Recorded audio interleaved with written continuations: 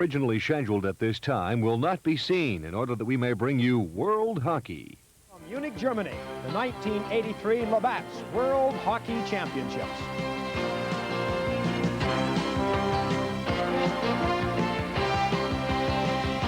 We'll be right back with live coverage.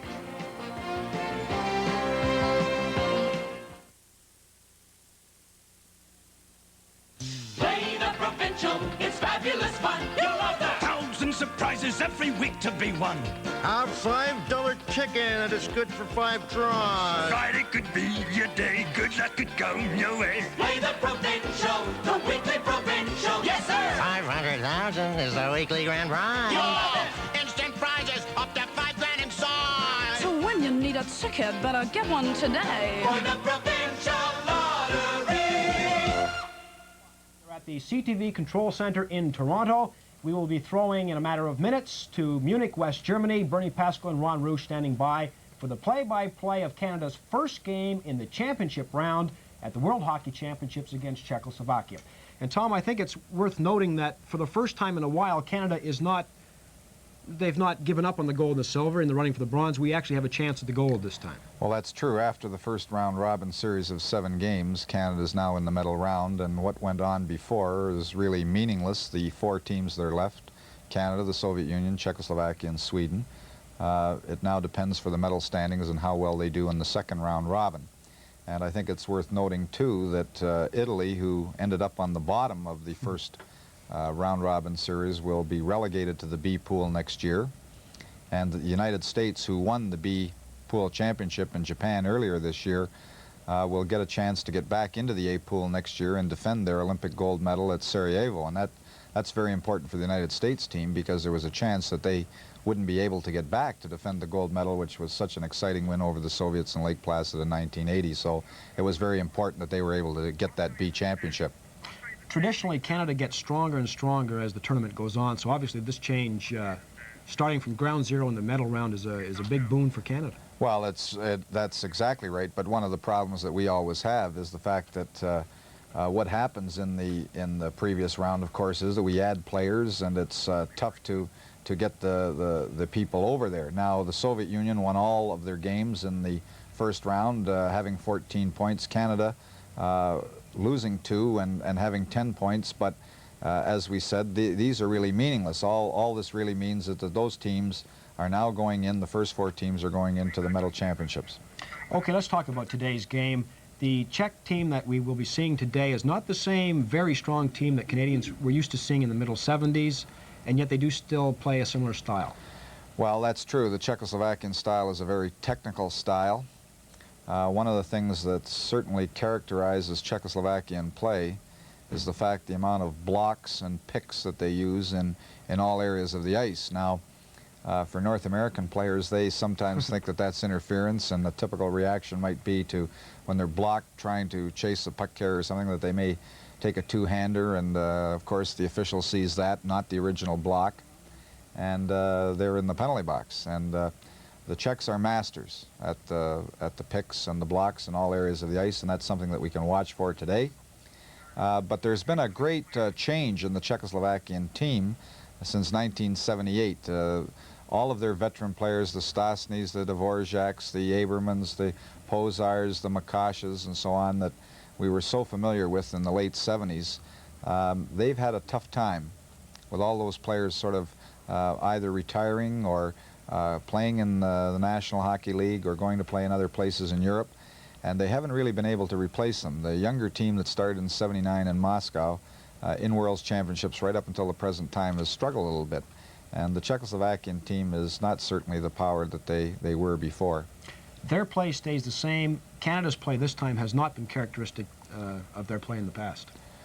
No, I think that we're beginning to learn that that discipline is very important, and if you're fouled or you think that you are fouled, you have to sort of bite the bullet and take that, because taking penalties and that type of hockey is something that you can't do. Discipline is very important. But we've known that for years and years and years, but this year it's different. What is the reason? Is it the mix of the players, or is it maybe the coach? I think it starts obviously with the manager and the coach of the team, Sam Pollock, and Dave King, and Dave King is experienced. In fact, we have to give Dave King a pat in the back because Canada's only gold medal in international play in the last decade or decade and a half, certainly, came in the World Junior Championships 2 years ago. I mean, that was probably the most exciting thing that's happened in Canadian hockey internationally in quite some time. And I think that he had a great insight into what was necessary in order to play that type of hockey, and I think it's carried over with the players that comprise the team that he has. I think that he's selected players, some of which have international experience, but I think the general manager and coach have selected players who they thought were disciplined and had the ability to play in this type of hockey. Dennis Maruk, a very fast player with Washington, a 50-goal scorer, someone who can skate and certainly play the international game and is not necessarily all that rough a player. Michel Goulet, of course, everybody forgets how many goals he gets. He's kind of the unknown player beside the Stastnys in Quebec, and he can certainly skate quickly. Another fast skater, Mike Gartner, very, very quick. You know, this whole team, all of the forwards have been selected mainly because of their speed. They also have the good mix of the veteran, Daryl Sittler, who's had international experience, and I think just his maturity is going to help that team. John Anderson, another quick forward, a person who can score goals, is dangerous when he's on the ice, doesn't have all that much experience internationally, but his speed will hold him in good stead. Another good goal scorer, somebody that can is dangerous around the net, also has speed, and Brian Propp, and of course he's playing with his teammate, the center, and Daryl Sittler. Marcel Dion has played for many, many teams internationally. He is certainly familiar with the problems of international hockey. He's been to Europe many, many times to play. Charlie Zimmer is one that certainly is a very, very dangerous goal scorer. I would question Charlie. I'd be interested to see whether his speed can keep up with the play. And of course, Dave Taylor, although bothered with injuries this year, came back to play outstanding hockey at the end of the year, and it's a tribute to them that they're all at the championships. Bob Gainey, of course, one of the best skaters in the National Hockey League, and certainly the winner of the Selke Trophy is the best defensive player in the league on numerous occasions, is an outstanding addition. Paul Reinhardt, a very good young defenseman with Calgary, and he played a little bit with our Olympic team in 1980 before turning pro. Tim Waters, I know a little bit about him, and Tim was with us on the Olympic team in 1980 and has lots of international experience. Scott Stevens, here's a guy that's really in the running for the Calder Trophy as the Rookie of the Year. He had an outstanding season with Washington from Kitchener, Ontario, a very good young performer on defense. Brian Engblom, one of his partners with Washington, and I think that Dave King has done a good job pairing up players that Engblom is playing with Stevens, their teammates. Craig Hartsburg, of course, one of the better offensive defensemen in the National League, carries the puck, is very important on Minnesota's power play on the point. Ricky Lance, another point man and offensive player with the Vancouver Canucks. Rick Lance, along with Doug Hallward, were the point men on a power play that was very good this year in Vancouver. Rick Walmsley, a young goaltender who I think is an outstanding young prospect. I know that he's been criticized from time to time with his play in Montreal, but I think he's outstanding. And then, of course, we have backing him up, we have the veteran from the Hartford Whalers, Mike Visor, who has also had some international experience. Now, the team really is rounded out. There are amateurs that are playing along with Doug Hallward there. Shervin from Providence College, Jim Patrick from the University of North Dakota, and Pat Flatley. These players are players that, with the exception of Hallward, that are candidates for Canada's Olympic team next year in Sarajevo. So they've got the mix of the professionals that have international experience and young players that Dave King and Sam Pollock are making commitments to, trying to get them to play next year with Canada's Olympic team that's going to Sarajevo. And it's important that they get that experience this year. Thank you, Thomas. We'll have more on the World Hockey Championships, Canada versus Czechoslovakia, when we come back. Hello, 1, 2, 3. Which one are you on? Modulation? Oh, that was... Do-da, do-do-do-do-da, do-da, do-do-do-do-da.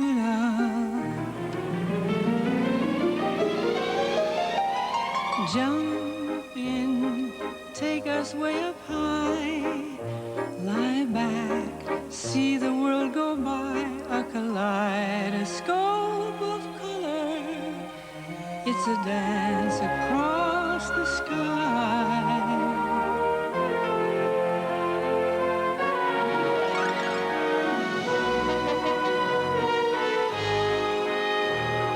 Blue smiles along with Judah. There we caught you smiling.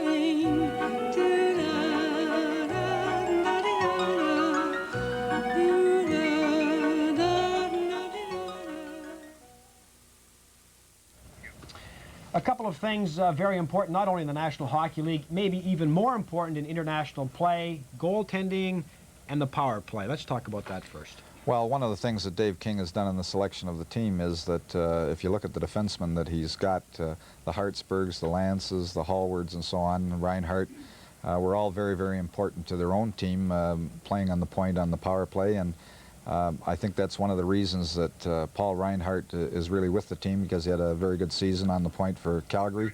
Here we see him in the Soviets setting up a power play goal, slipping it to Lanny McDonald, who lets go a one-timer, and of course Kent Nilsson, as you always see him off the edge of the net there, getting one of the easiest goals perhaps of his career. But Paul Reinhardt was a guy who started things at the point by making the first little play. You notice when Paul Reinhardt got it to Lanny McDonald, he put it right on the stick side so that he could one-time it. And then, of course, just off the edge, there's the old lamplighter in Kent Nilsson. And Lanny McDonald, of course, had an outstanding season, but one of the reasons that he was able to score those power play goals was really the play from Paul Reinhardt at the point. And he's smart with the puck there. And you have to remember, too, that the other point men, Hallward and Lance, this year, Vancouver set a record this year with more power play goals than they've ever had in any season before, and they were the point men for that club. Penalty killing, very important in international play, especially with that wide ice surface. What about facing the Czechs? What kind of approach do you use? Well, I don't know what Dave King is planning to use, but I know when we were working with the Olympic team in 1980 against both the Czechs and the Soviets, we were very aggressive in our penalty killing, and I don't think that Dave King will be much different. I don't think you can just turn and pick up your wings and allow them to do whatever they want, because they're a very disciplined bunch, both the Czechoslovakian team and the Soviets. I think you have to go after them and forecheck them and try to delay them coming out of their own zone. And King has the speed. Well, certainly, and of course, someone like Bob Gainey is someone who really comes across and forces the play. So we're about all set to go to Munich, Germany. We throw now to Ron Roosh with the play-by-play of today's game, Canada against Czechoslovakia.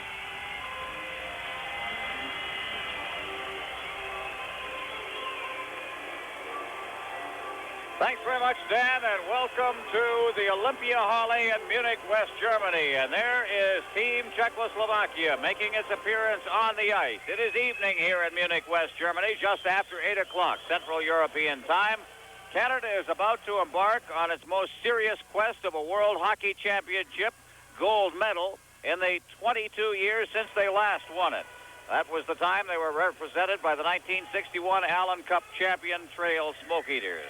We are into the medal round. What Canada must do is put together a 3-game winning streak. And starting tonight, again, the always aggressive Czechoslovakians, who are always difficult against Canada, will be the first team they'll have to beat to start the streak.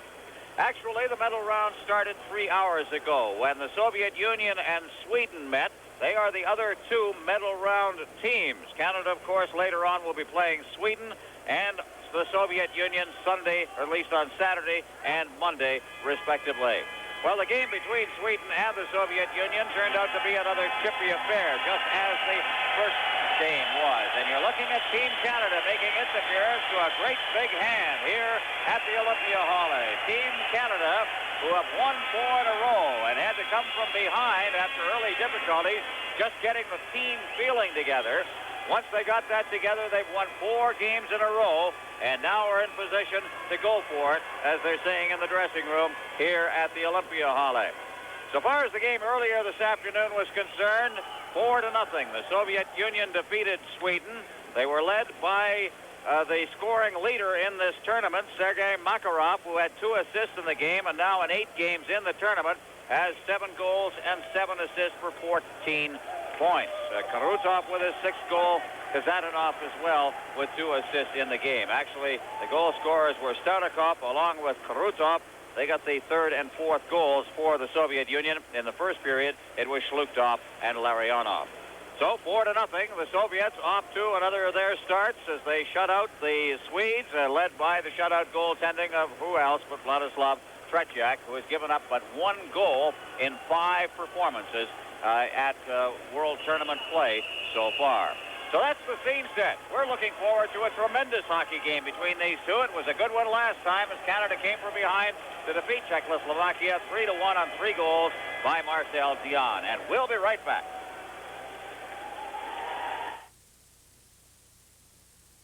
This is the time, Canada. Go for long tire life. Go for Michelin. This time, insist on Michelin quality. Insist on all the tire your money can buy. Now, more than ever, Canadians across the country know that when it comes to durability, it doesn't make sense to compromise. This is the time. This is the tire. This is the place. Michelin makes all the difference.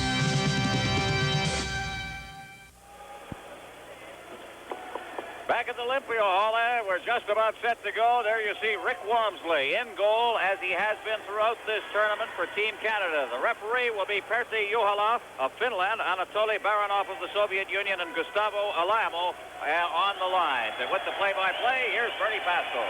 Thanks, Ron. Hello, everybody. Czechoslovakia in red against Team Canada in white.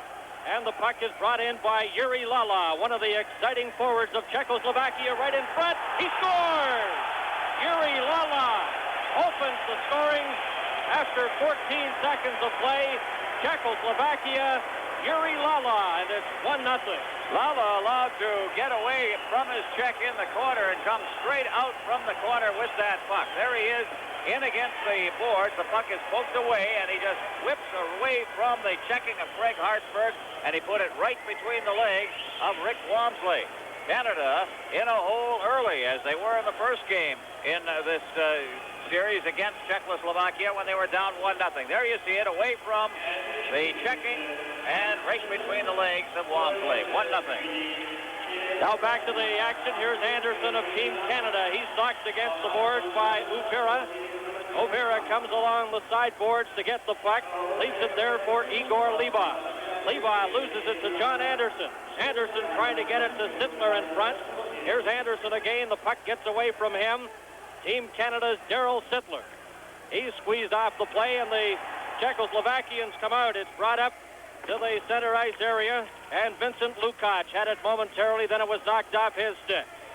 Edward Uvira, a pass to Igor Liba at center ice, now forced back inside his own blue line. An early goal by Yuri Lala, and Czechoslovakia in front 1-0. Both teams at full strength. This is Hardina, long shot, wide of goaltender Rick Walmsley. Canada in their own zone now. Number 11 for Team Canada, that's Mike Gartner of the Washington Capitals. It's deflected by Dennis Marouk. Back for it, number 12, Pavel Richter, in his 4th World Hockey Championship. Czechoslovakia now on the attack. Miroslav Dvorak, a drop pass, Ruzicka's shot, and that's deflected wide. Cleared in front, and Czechoslovakia still with possession. Richter, a drive, and that's kicked out by Walmsley. Canada's Dennis Marouk was checked. Richter has it again, then he's hammered to the ice, but the puck is cleared into the Team Canada zone. Brian Engblom, a pass ahead to Gartner. Gartner leaves it for Marouk, and it's poke checked off his stick by Arnold Kadlec. Bouncing puck at the side of the Team Canada goal. Brian Engblom goes after it, number 9 for Canada. Engblom slaps it off the boards. It comes outside the line and rolls back to the Czechoslovakian side of center ice. 1-0 Czechoslovakia on a first period goal, 14 seconds, Yuri Lala. That shot deflected high over the glass and out of play. Quite a pace, Ron, here in the early going. Very, very quick pace and good tempo shown, especially by Czechoslovakia, as you see. For years, Datsun has been Canada's #1 selling import pickup. Now #1 introduces tough new 1984 Nissan trucks with a big new 2.4-liter engine for more power and torque, more ground clearance, double-walled cargo box, and you can shift from 2- to 4-wheel drive in the cab. Tough just got tougher in 4x4 and 2-wheel drive at your Datsun dealer now. Nissan is the one. Nissan is the one. Play just underway. Waters of Team Canada clears the puck ahead to Marcel Dion. Dion dropping it back for James Patrick. And he's been very impressive here at the World Hockey Championships. Patrick, number 6, the youngster from University of North Dakota, a native of Saskatchewan. Branislav Chernik, number 14, slaps it off the boards. Edward Overa tries to get it out. He fails. That's right on and stopped by goaltender Yuri Kralik. They scramble for possession. It's held there, and they get a whistle from the Finnish referee, Pertti Juhola. Well, when you get behind 1-0 in a hockey game, especially at the 14-second mark of a very, very important hockey game, as you're looking at Radoslav Svoboda, the 24-year-old from the Army team from Czechoslovakia skating off the ice, it's a little tough. And Team Canada is just trying to get its act together right now, and seemingly they are. Lala from Svozil at the 14-second mark, 1-0 Czechoslovakia. Now after the puck for Czechoslovakia, Miroslav Dvorak. Dvorak had it bounce off Team Canada's Paul Reinhardt, who's up front now, number 7. Reinhardt playing that left wing on a line with youngster Shervin at right side. And number 18 for Canada, Dave Taylor. Almost breaking in there was Shervin, but he lost control. The puck is cleared down. It'll be icing. Hartsburg goes back and touches it. Icing against Czechoslovakia. Well, the veterans do the little things, Bernie, and Miroslav Dvorak, as Shervin was trying to break over the line. You're looking there at Craig Hartsburg. He just gave him the little hook. It was just enough to pull him off the puck. There's Marcel Dion, as usual, right at the top of the scoring statistics for Team Canada, at least. He has had a good tournament, has Marcel, representing Canada, as he says again, for the last time. But he keeps coming back.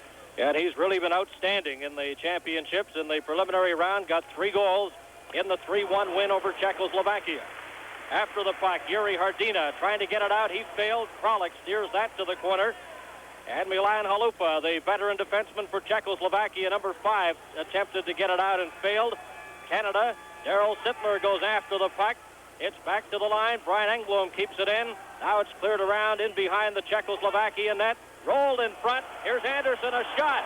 And Kralik took it high, juggled it, and then smothers the puck to get a face-off. And we'll be back in just a moment.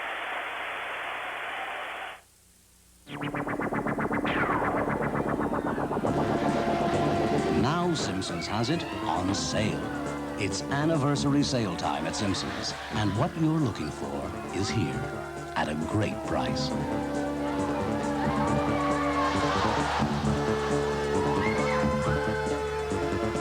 And now Simpsons has the anniversary sale sweepstakes. Just scratch and win one of thousands of prizes. Come on in now. Simpsons has it.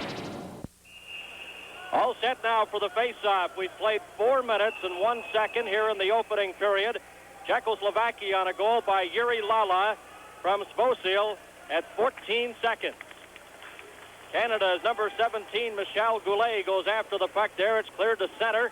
Deflected off a player at the blue line. Now it's deflected back into the Team Canada zone. And back for it there goes Taylor. And it's icing against Czechoslovakia.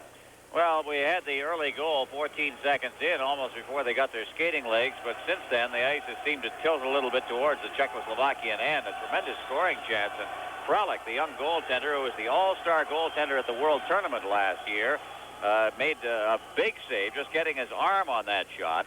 And he has had 4 or 5 shots now in the span since the goal, and I think Walmsley has been pretty well untested. Paschek, number 21, the center now for Czechoslovakia. Both teams at full strength here in the first period at the Olympia Halle in Munich. And a beautiful day weather-wise, 63 degrees Fahrenheit. Beautiful spring-like day here in Munich, West Germany. Now away goes number 21, Dusan Paschek. Gets it in front, but it's called on an offside. And a penalty coming up, I believe. The referee, Juhola, is talking to a player there and heads over. It's a tripping infraction to Czechoslovakia's Aldrich Valek. Valek gets a penalty. Well, Canada gets to work its power play as Valek goes in. And we'll see who they send out. It'll be the Triple Crown line with Dave Taylor. It wasn't the line itself. Bernie wasn't together that much this year. Charlie Simmer had a pretty good year, but he played on other lines. Taylor spent a lot of the season, almost half the season, on the injury list. The philosophy there, of course, Dave King saying at least they're familiar with each other, having played on the same team, and he did likewise with Gartner and Dennis Marouk. But here's Canada now on the power play. The puck deflected into the Czechoslovakian zone. Arnold Kadletz, number 8, a pass straight up the middle. Going away, Fosil, a shot, and that's off the target, and behind the net goes Craig Hartsburg. Hartsburg trying to get it ahead. Kept in by František Černík into the corner, number 20. That's Yuri Lala. He has scored the only goal of the game for Czechoslovakia. Černík behind the net, trying to dig it from the corner, gets it back to the line. There's a shot, and it took a weird bounce in front of goaltender Rick Walmsley. Lala clears it to the line, then gets it. Charlie Simmer trying to knock it loose and forced back in his own zone now is Marcel Dion. Here comes Dion for Team Canada. Canada on the power play. Simmer. He's hauled down as he got across the Czechoslovakian line. Dave Taylor goes into the corner after it. Charlie Simmer trying to help out. It's steered around the boards, but not out. Hartsburg keeps it in. Hartsburg to Paul Reinhardt in front. A shot by Marcel Dion. Here's Hartsburg. A drive. That's knocked down and held onto by goaltender Yuri Kralik. Tremendous amount of credit there to Dave Taylor, who got himself in front of the net. He's number 18 as you take a look at this sequence. Look at him in front of the net, also joined there by Charlie Simmer. That's size up front. You want that. And here comes the shot in, and there's no way that Kralik saw that one. The rebound came right back out, and another great chance coming in from the blue line. So Canada on the power play had a couple of good chances. They've still got 42 seconds left in it. And Yuri Kralik has been brilliant in goal so far. Now Canada getting set again. Another drive right on. Knocked down in front as Brian Engblom took that shot. He's on defense with Doug Hallward. Engblom of the Washington Capitals, Hallward of the Vancouver Canucks. Digging for the puck is Brian Propp, and it's held against the boards. And we have 24 seconds remaining in the Team Canada power play. Interesting, we talk about Charlie Simmer, who has always been the slugger on that line. That was the way he actually moved himself into the position on that line. But Dave Taylor, when he was drafted by the Los Angeles Kings, I think he weighed 145 pounds. One of the reasons he went in the very, very late in the draft. He grew some coming out of college, Clarkson, and now become one of the good hockey players in the league, one of the good stars. Now Propp clears the puck around the boards, trying to get it back to Hallward. He keeps it in, but collides. Here's a 2-on-1 break now for Czechoslovakia. Lala coming in, a shot. That's stopped by goaltender Rick Walmsley. Dangerous break there for Czechoslovakia, 2-on-1. Penalized player steps on the ice. Both teams are back at full strength. Czechoslovakia enjoying a 1-0 lead on an early goal by Yuri Lala. Off the boards it goes. Lala has the puck now for Czechoslovakia. Chased back by number 17, Michel Goulet. Up over the line now. This is Ladislav Fosil. He's knocked down. Trying to carry on there was Valak. And Canada races out of their own zone. Here's Marouk, a shot. And it's off the glove of Yuri Kralik. Another chance. And Kralik smothers it and holds on. And we'll be back in just a moment. Hey, guys. Cutting out. Yeah. Come on, boys. We're moving out of here. We deserve a break now. Hey, really glad you're here. Me and the boys are 50. Smooth, easy drinking 50. What a beer to share. Me and the boys and our beer. We've played 7 minutes and 20 seconds here in the opening period. Czechoslovakia leading 1-0. This is Bernie Pascal along with Ron Roosh at the Olympia Halle in Munich, West Germany. Marouk intercepts the pass at his own blue line, cleared it to the center ice area where Pashak, number 21, has it for Czechoslovakia. It's dropped back to Dvorak. Both teams at full strength as Pashak now swings out of his own zone. Pashak on the right side, taken out of the play by James Patrick. Solder trying to get it there, helped out by teammate Pashak in front of the Team Canada net, and Tim Waters slapped that away.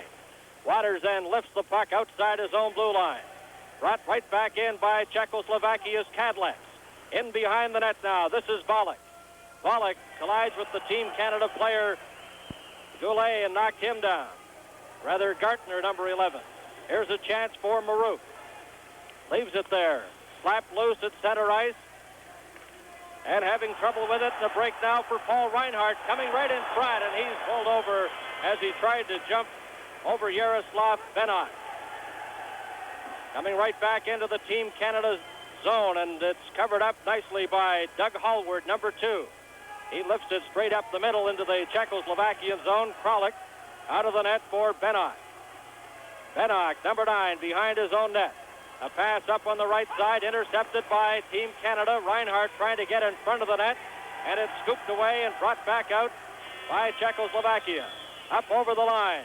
Liba slips and falls just as he got over the line, and Canada's Marcel Dion trying to set up Bob Gainey now. And Gainey reached it, just got away from him. Milan Halupa, pass right in front of his own net. Canada couldn't get possession there as the puck was bouncing around. Now another chance. Up over the line. Reinhardt deflected it in, and it's right to the Czechoslovakian player. 9 minutes and 30 seconds have been played here in the opening period. Puck is brought in by Uvira. Intercepted by Scott Stevens. Stevens clears it out to the center ice area. Prop trying to get it. A delayed penalty coming up, and it'll be a holding infraction to Brian Prop of Team Canada.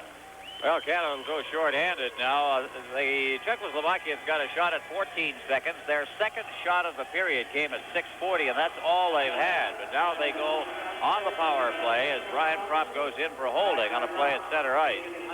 And this comes at the 9:39 mark of the first period. 1-0. Czechoslovakia is leading. And the penalty killers are out there, led by Anderson, along with Sittler. And Stevens is going to work out there. No, he comes off the ice now, and Engblom's going to go out there along with Craig Hartsburg. So the penalty killer's out. To see how Canada handles this.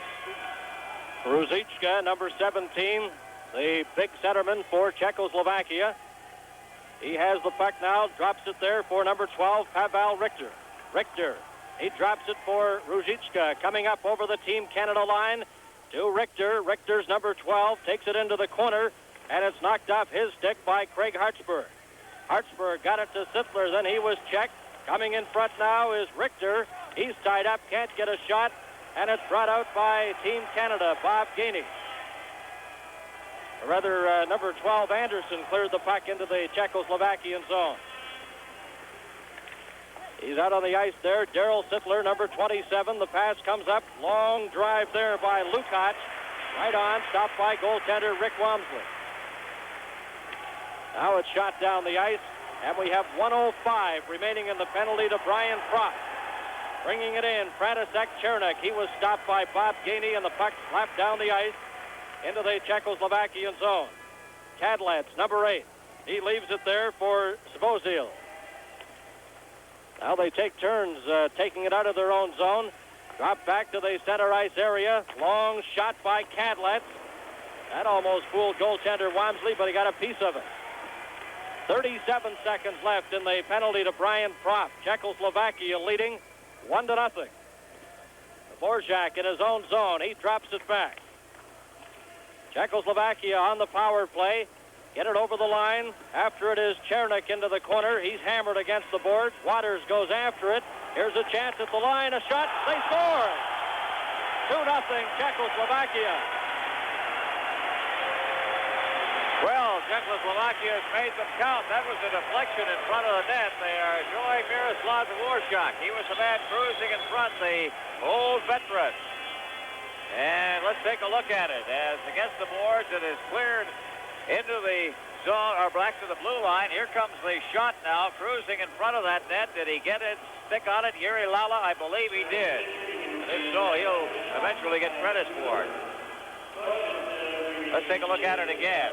Into the corner, the check thrown by Goulet in there. The puck coming back. This is on the power play from the blue line. It's a hard slap shot, but watch the man in front of the net, Lala. Is he deflected or not?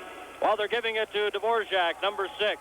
Miroslav Dvorak, the goal scorer, assisted by František Černík. He got the first assist. And Czechoslovakia, with the power play goal, now lead by a score of 2-0.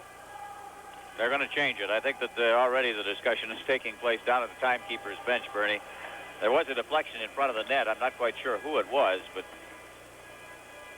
I think we're going to see a change in the scoring. 3 shots on goal, Bernie. 2 of them have gone in. The shots on the power play.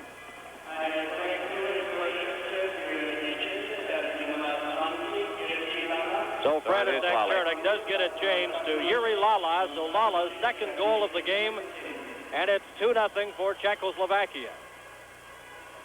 Ron, as you mentioned, Lala was right in front of the net. Dvorak took the shot, and it obviously tipped off Yuri Lala, credited now with the goal. Kralik away out of the net, steers it off the sideboards. Svoboda of Czechoslovakia digging for it with Pashek. Team Canada's Bob Gainey trying to come up with it. Marcel Dion goes after the puck, and it's knocked away from him.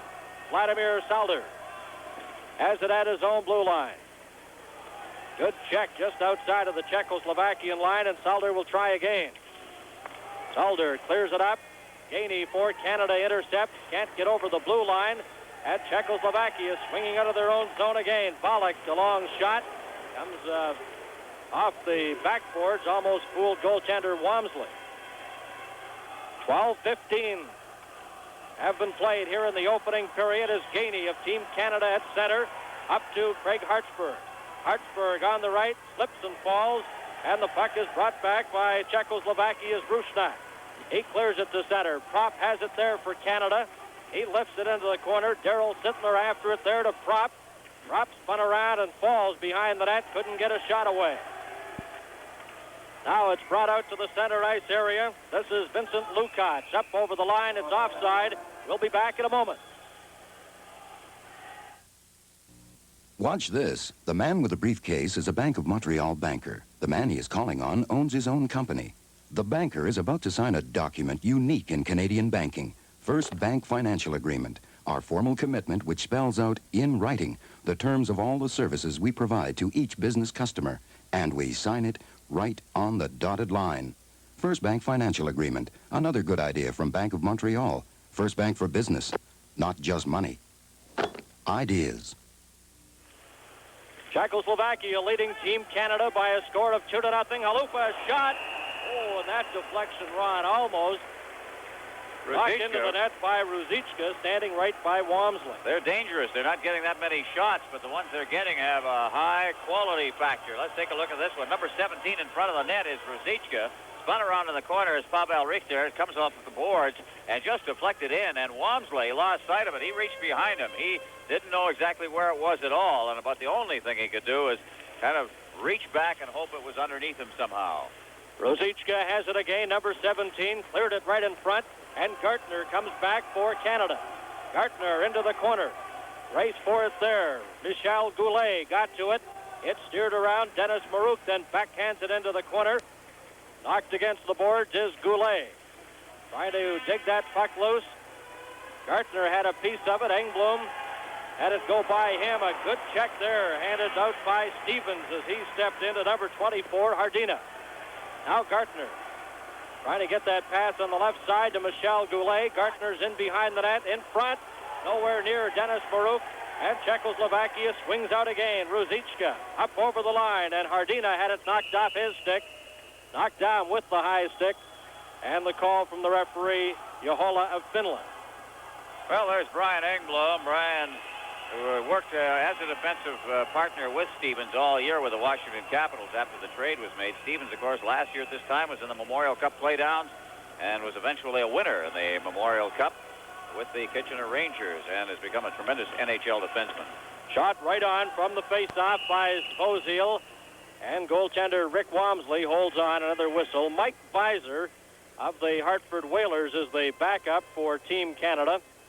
As Ron mentioned, the earlier game today, the Soviets defeated Sweden by a score of 4-0. And Czechoslovakia leads this one 2-0 on 2 goals here in the first period by Yuri Lala. František Černík's shot deflected. That hits the mesh up high behind the net.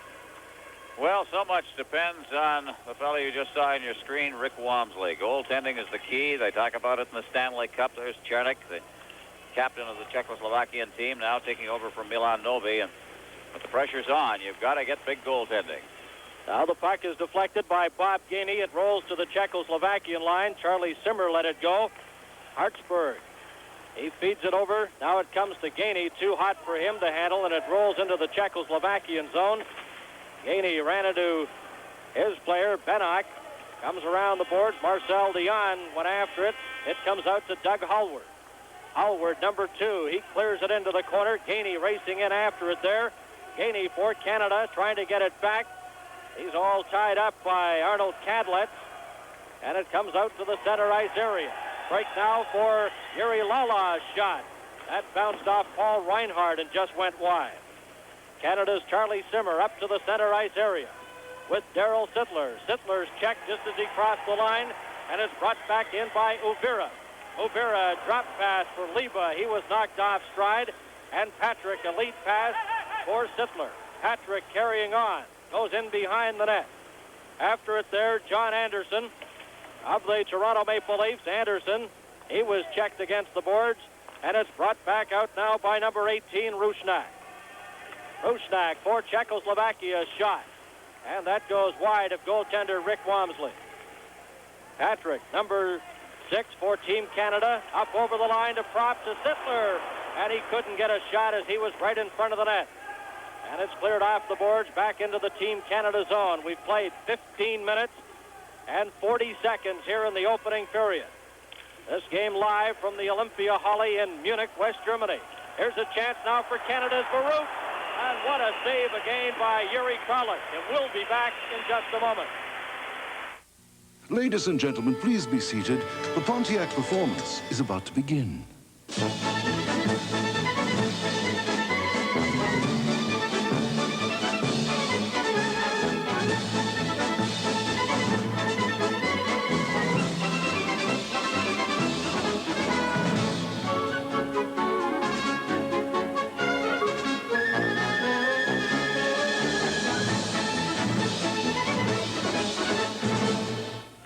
Welcome back now to West Germany. Bernie Pascal with Ron Rouge. A shot there right from inside the blue line off the stick of Scott Stevens. Dennis Marouk dumps it in front, trying to get the pass to Michel Goulet. And it's brought back out now by Ruzicka. Ruzicka spins inside the line, dumps it in front. Puck is bounced right onto the stick of Pavel Richter. Richter back to the blue line. Benak getting set. There's a shot knocked down, and Marouk has it for Canada. Gets it up to center ice. After it there, Ruzicka inside his own line. Over to Yaroslav Benak. Intercepted by Dennis Marouk. Here's Marouk of Canada getting it in front. And Goulet couldn't handle that pass. And Czechoslovakia comes racing back again. Number 24, Hardina. In behind the Team Canada net. Swings in front. Try to get that pass. Stevens bumped him. Now it's cleared and deflected outside the line by Team Canada's Michel Goulet, and he heads to the bench immediately. Chernik, number 14 for Czechoslovakia. Marouk. After him, it's cleared off the board, stopped at center by Doug Hallward. Here comes Hallward, a lead pass over the line for Gainey, intercepted by Chernik. Chernik getting set for Czechoslovakia. Back to the line, a drive off the stick of Svozil is knocked down. Now it's out to center ice, Dave Taylor of Canada. Intercepted by Svozil. Now, Taylor gets it back for Canada. Shot, a toe save, another drive. They score! Hartsburg! A bullet drive by Craig Hartsburg on the rebound. And it's Canada on the scoreboard, trailing now 2-1. Long rebound, but a great scoring chance right off the top of it. Here it comes now. It's breaking it over the line. There's the hard shot. Lala had, at least Kralik made the save. The puck came out, and on the long rebound, here comes the blast by Hartsburg, and Canada is on the board. I'm sure they were wondering when it was going to come. There it is again, breaking it over the line. You see Dave Taylor get that shot away. A good save in its own right, but the rebound came right back into the deep slot. Easy beat for a defenseman coming in on it.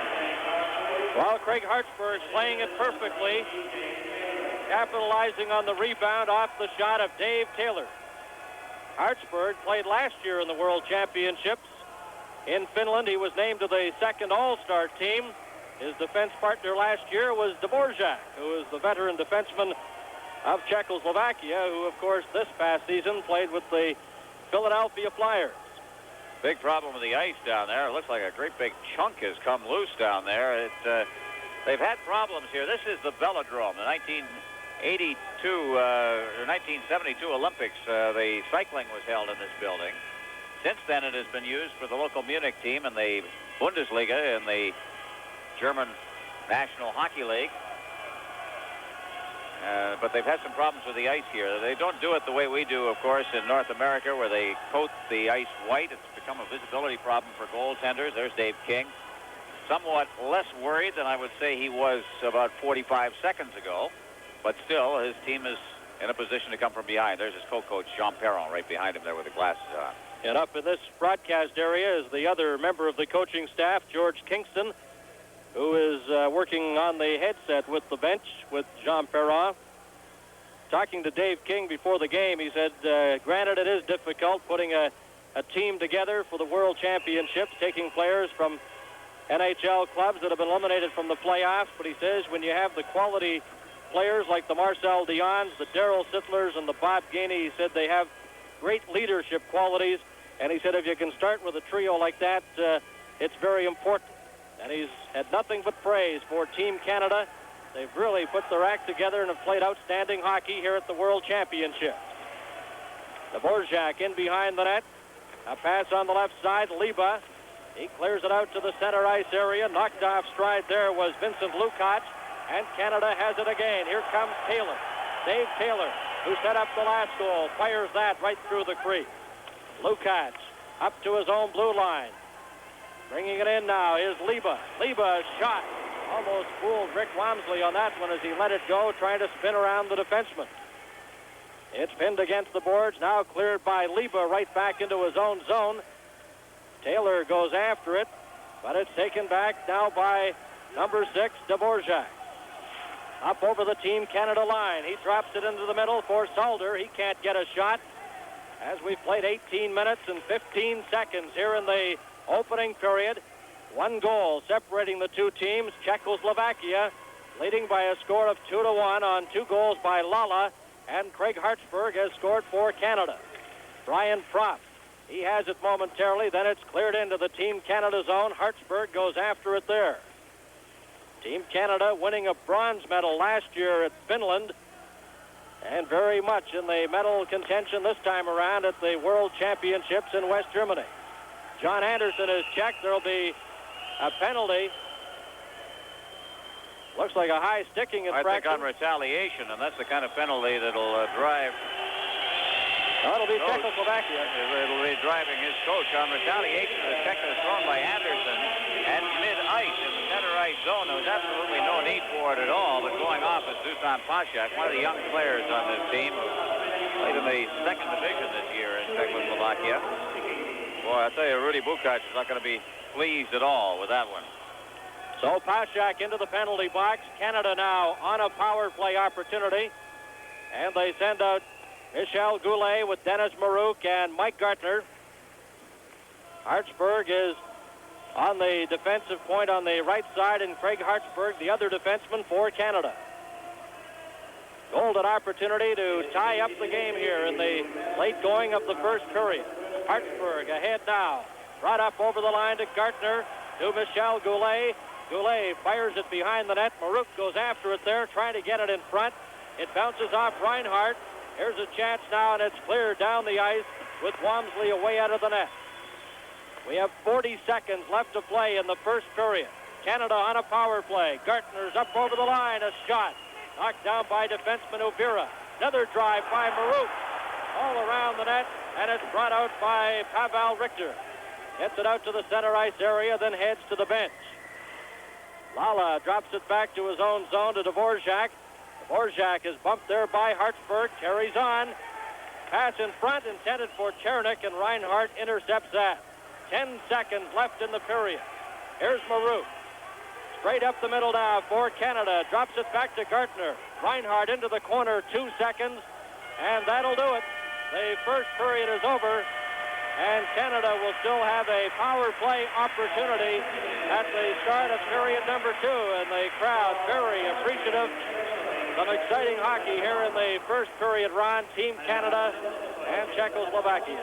Well, I look back on the period, Bernie, and a couple of things stood out. First of all, it appeared to me that Rick Wamsley was a bit shaky in the early going of the period. He just really wasn't quite ready. And, you know, when you get scored on 14 seconds into the period, you tend to get a little shaky. You begin to wonder if this is going to be one of those nights where nothing's going to go well, and it didn't go well because the fourth shot went in as well, so it was 2-0. But then Hartsburg scored to make it a 2-1 hockey game. I look back on the period, and I think about Dennis Maruk in that period. I think he had 4 excellent scoring chances in the period. He made a fine defensive play at center ice on one other play. There was some question mark about Maruk in this game, but I thought he had a pretty good first period. Right, Ron, and from all the reports, Maruk has not been playing well at the World Championships, but as you indicate, that first period, I think, was perhaps his best here, and Team Canada hoping that he'll continue. We'll continue with our telecast here at the World Hockey Championships. I've seen enough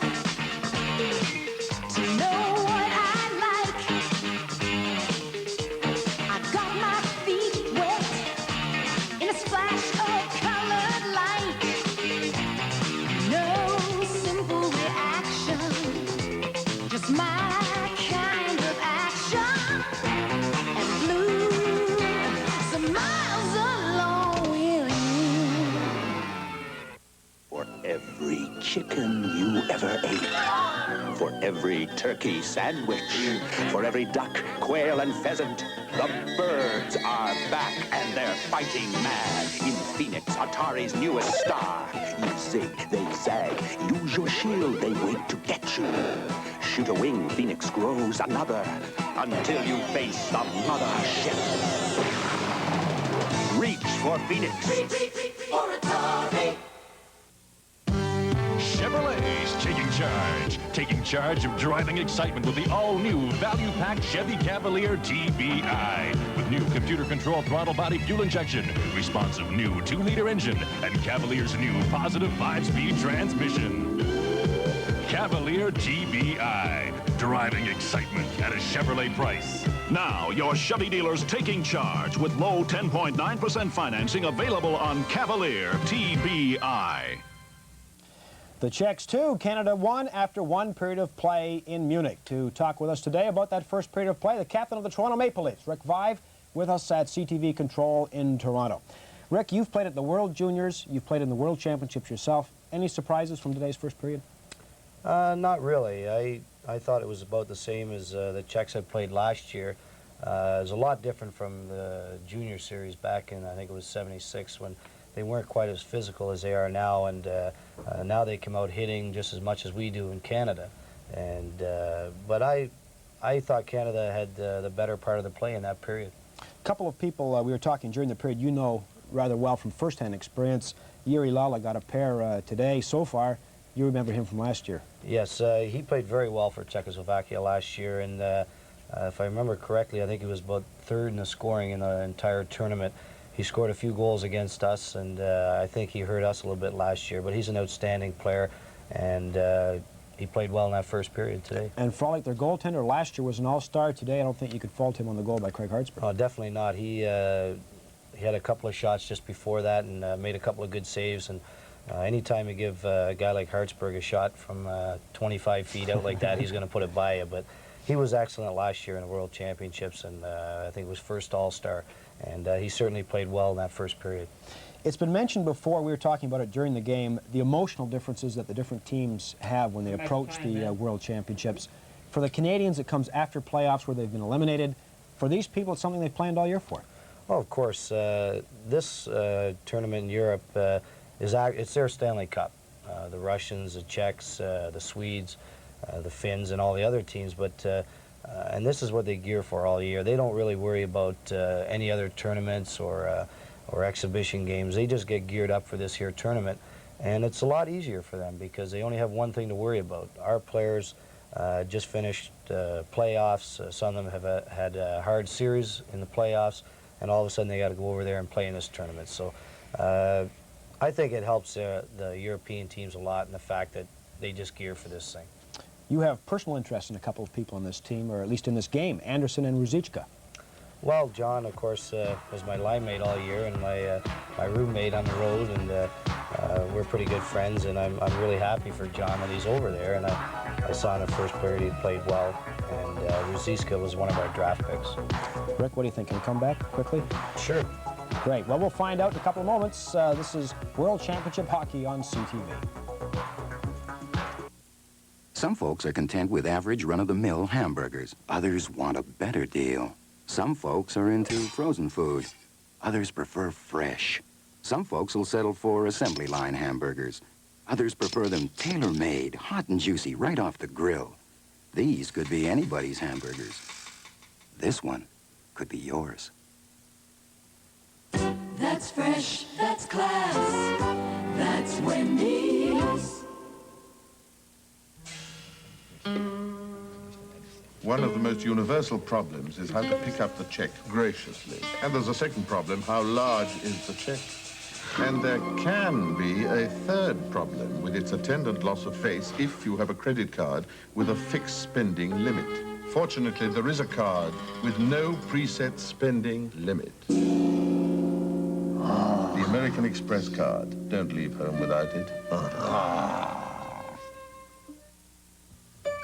Dodge Omni and Plymouth Horizon, two of the best-equipped small cars on the road with one, a 5-year or 80,000-kilometer protection plan at no extra cost. 2, over $600 in extras have been added in 83 at no extra cost. And 3, automatic transmission at no extra cost when you choose our spring option package. Say yes to Omni and Horizon and say yes to automatic value. 10.9% financing available. Your dealer has details. First period intermission. The Czechs lead Canada 2-1. To talk with us about that, John Robertson, the Toronto Sun. John, you know Dave King rather well. You've been following what he's done over the last couple of years.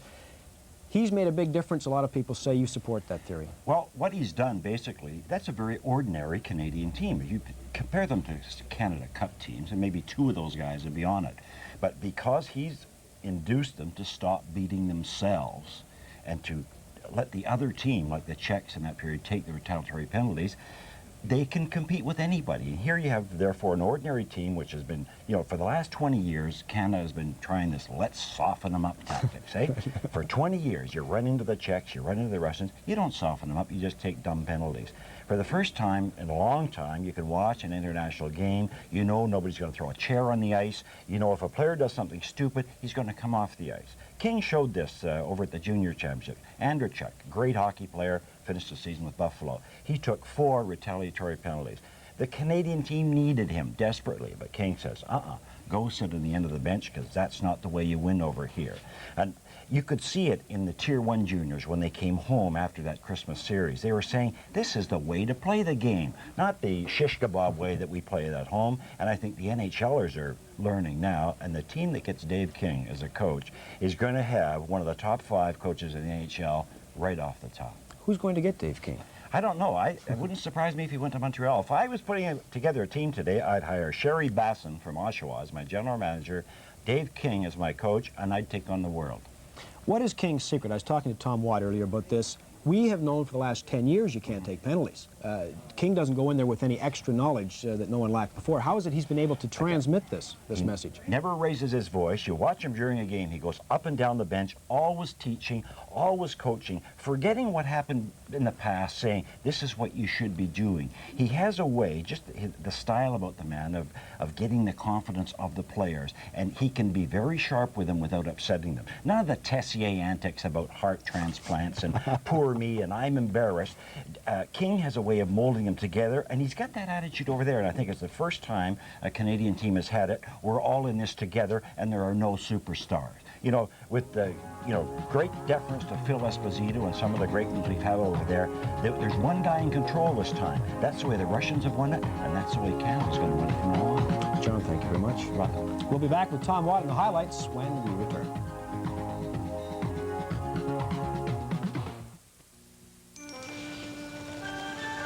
They're coming. The Mojaves, a pair of new limited edition Toyota trucks. Mojave Highway, a two-wheel drive Roadrunner. Gold finish, bronze glass, sleek inside and out. Mojave Trail, ready to blaze any terrain. Extra special equipment makes it trick and 4x4 tough. The Mojaves, special truck in two ways, but supplies are limited. To ambush one, better get on your horse. Mojave. Get ready for a second look at the funniest movie about growing up ever made. Remember what happened inside Porky's? It's still not to be believed. And how about the locker room scene? And the cabin scene? And the shower scene? Alone, they're still worth the price of admission. Tommy, what are you doing? Porky's. Coming soon to a theater near you. Check your local listings.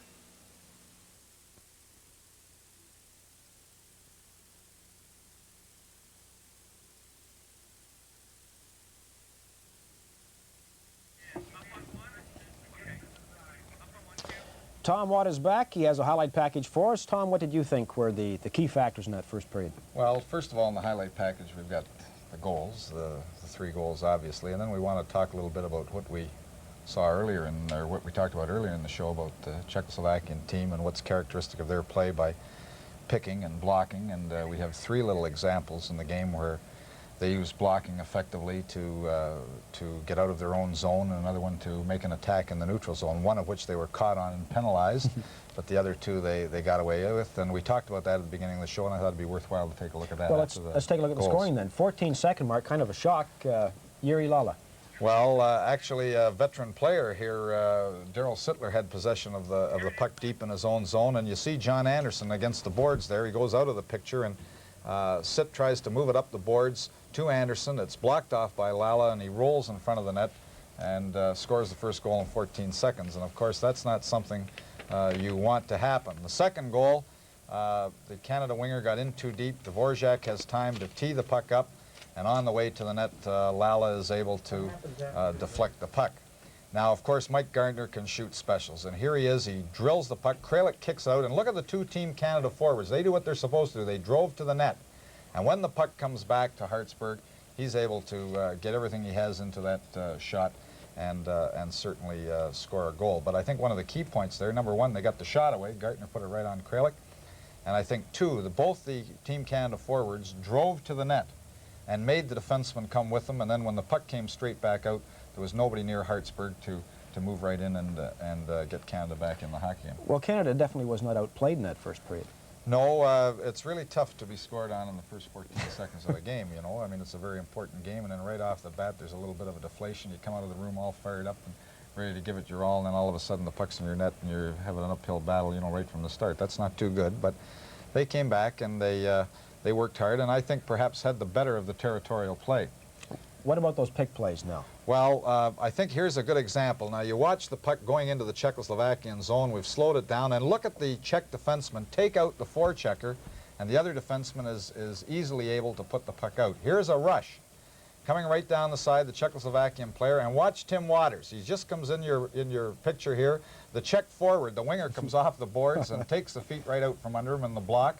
And the Czechoslovakian player then is able to gain the zone with possession of the puck. And this is typical of their play. That time, the Finnish official was able to say, here's another one of the forechecking. Look at the Team Canada forechecker in. Then the other defenseman comes off the boards, puts his stick right around the forechecker. There it is right there. And the other defenseman is able to scoop the puck out of his zone. But this is what we talked about at the beginning of the show, really, about the blocks and picks that are typical of the play that the Czechoslovakians have used for years. They use it in the offensive sense. They use it in their breakout plays. And, of course, the typical reaction, and you were talking about it before, about the discipline of Team Canada. In the past, a Team Canada man would take a stick and chop the pick to the ice, and then would be immediately penalized for 2 minutes because he looks on it as being interfered with. But they look on that as a legitimate tactic in European play. Well, Tom, thanks very much. It is 2-1 Czechoslovakians leading Canada. We go now to Bernie Pascal and Ron Roush in Munich.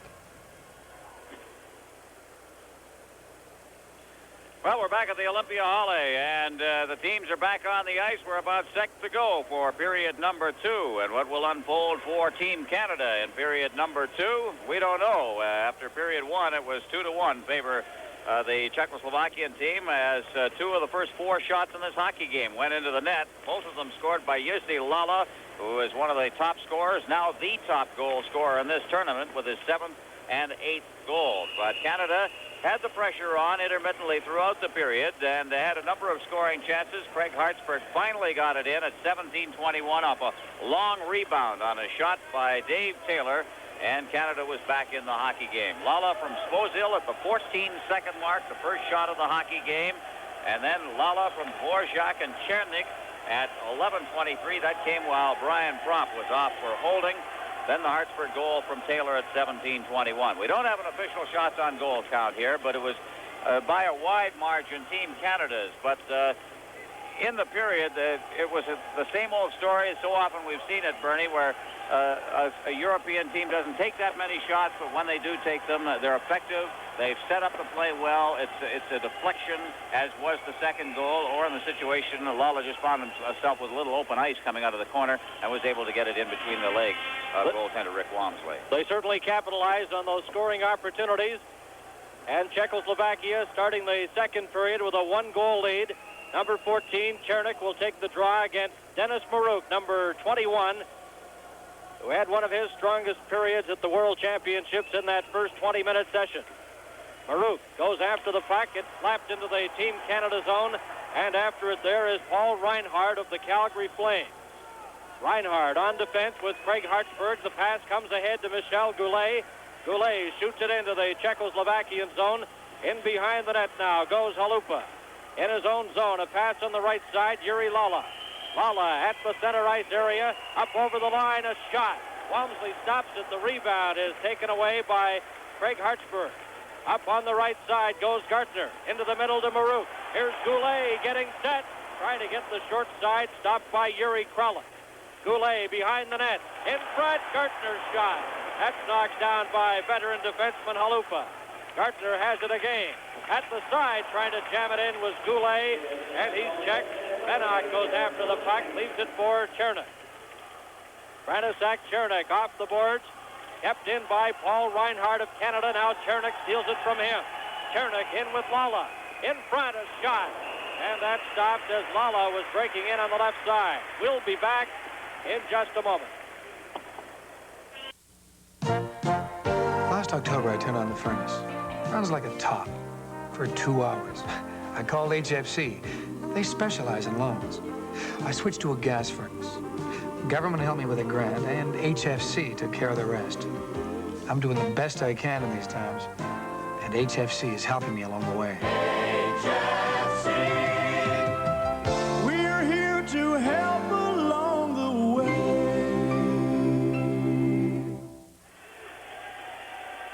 Welcome back to the Olympia Halle in West Germany. Here's Czechoslovakia's Lukács taken into the corner, and Team Canada comes up with it. Gainey up the middle now for John Anderson. He tried to catch up to it, and Kralik came away out of the net to break up that play.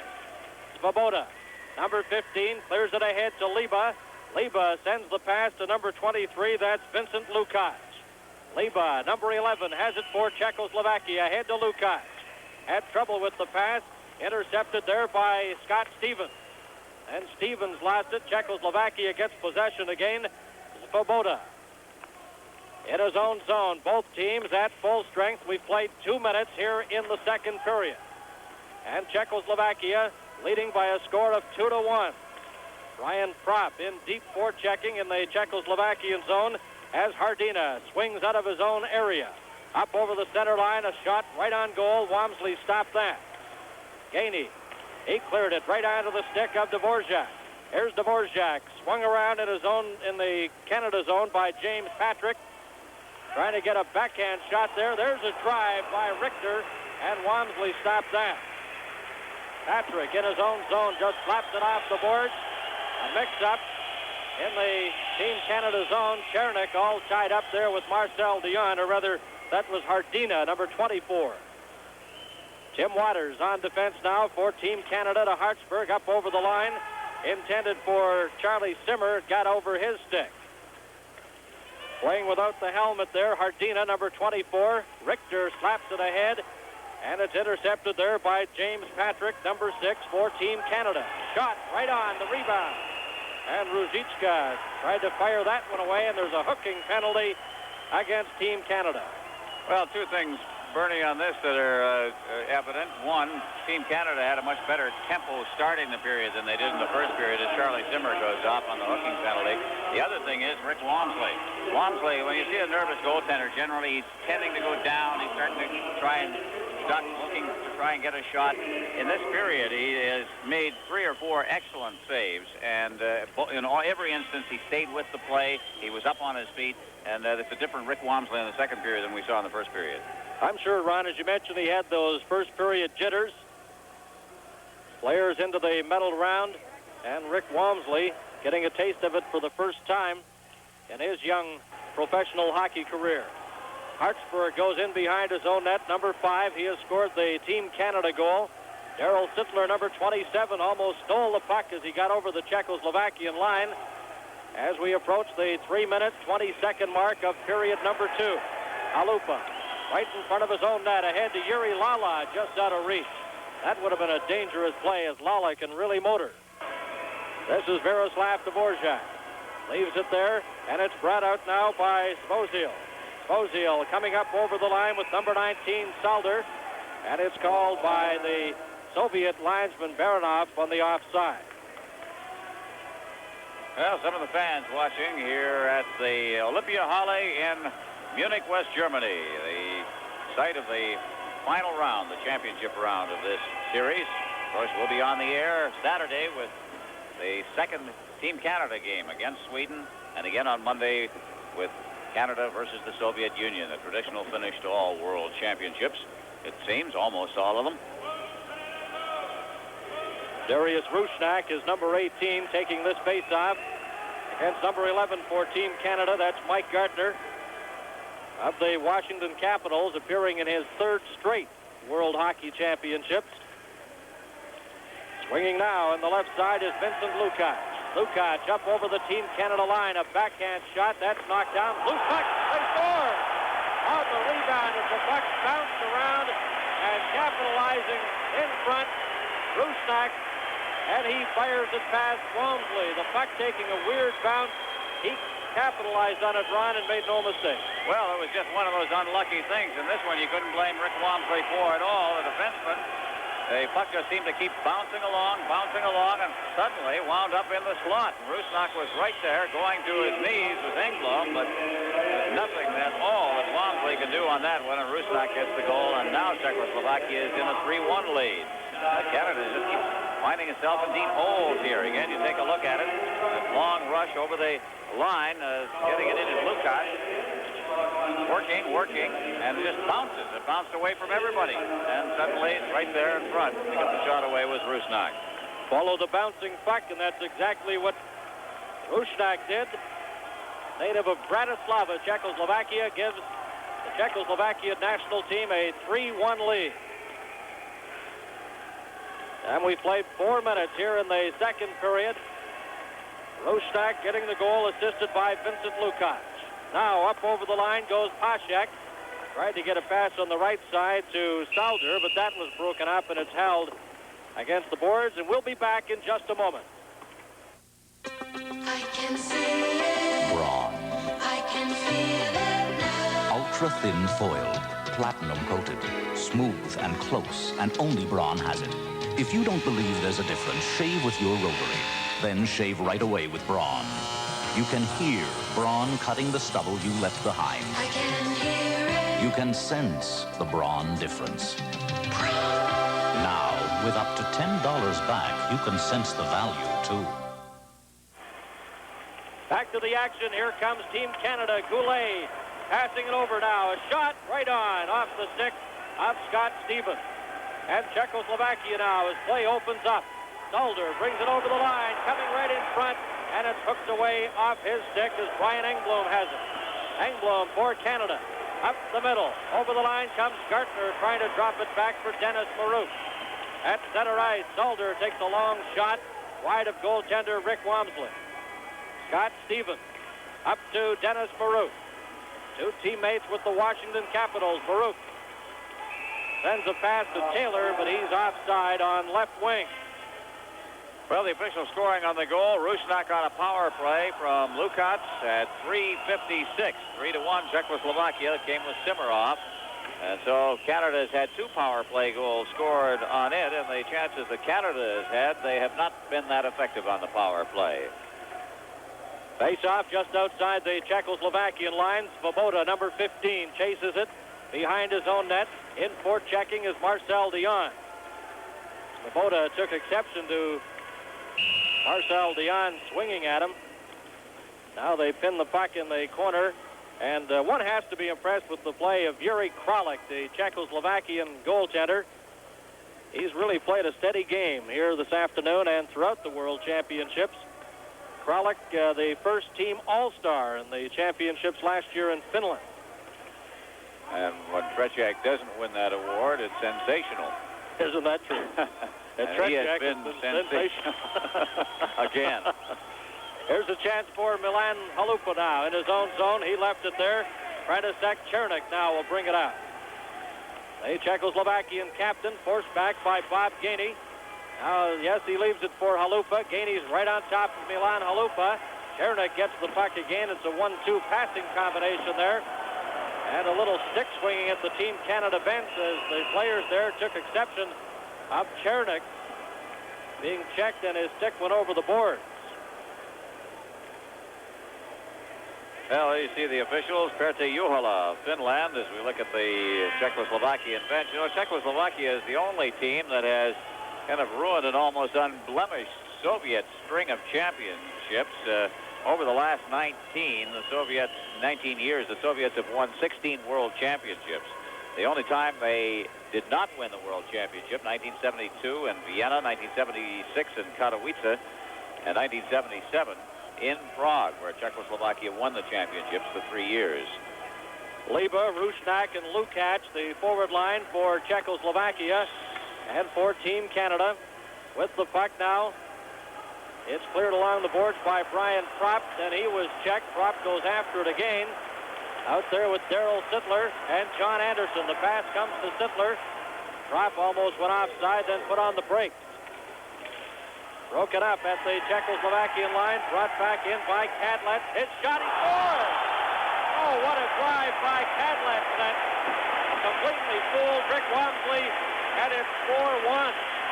An innocent-looking play, but a booming shot as Kadlec let it go, Ron, and boy, that fooled Rick Wamsley. High to the stick side. Take a look at it. Over the line, and he just drives it. It may have deflected. We don't know. We'll have to look for another angle, but certainly it appears that Wamsley has the angle cut off. At least he thought he did, and it got by him into the far corner.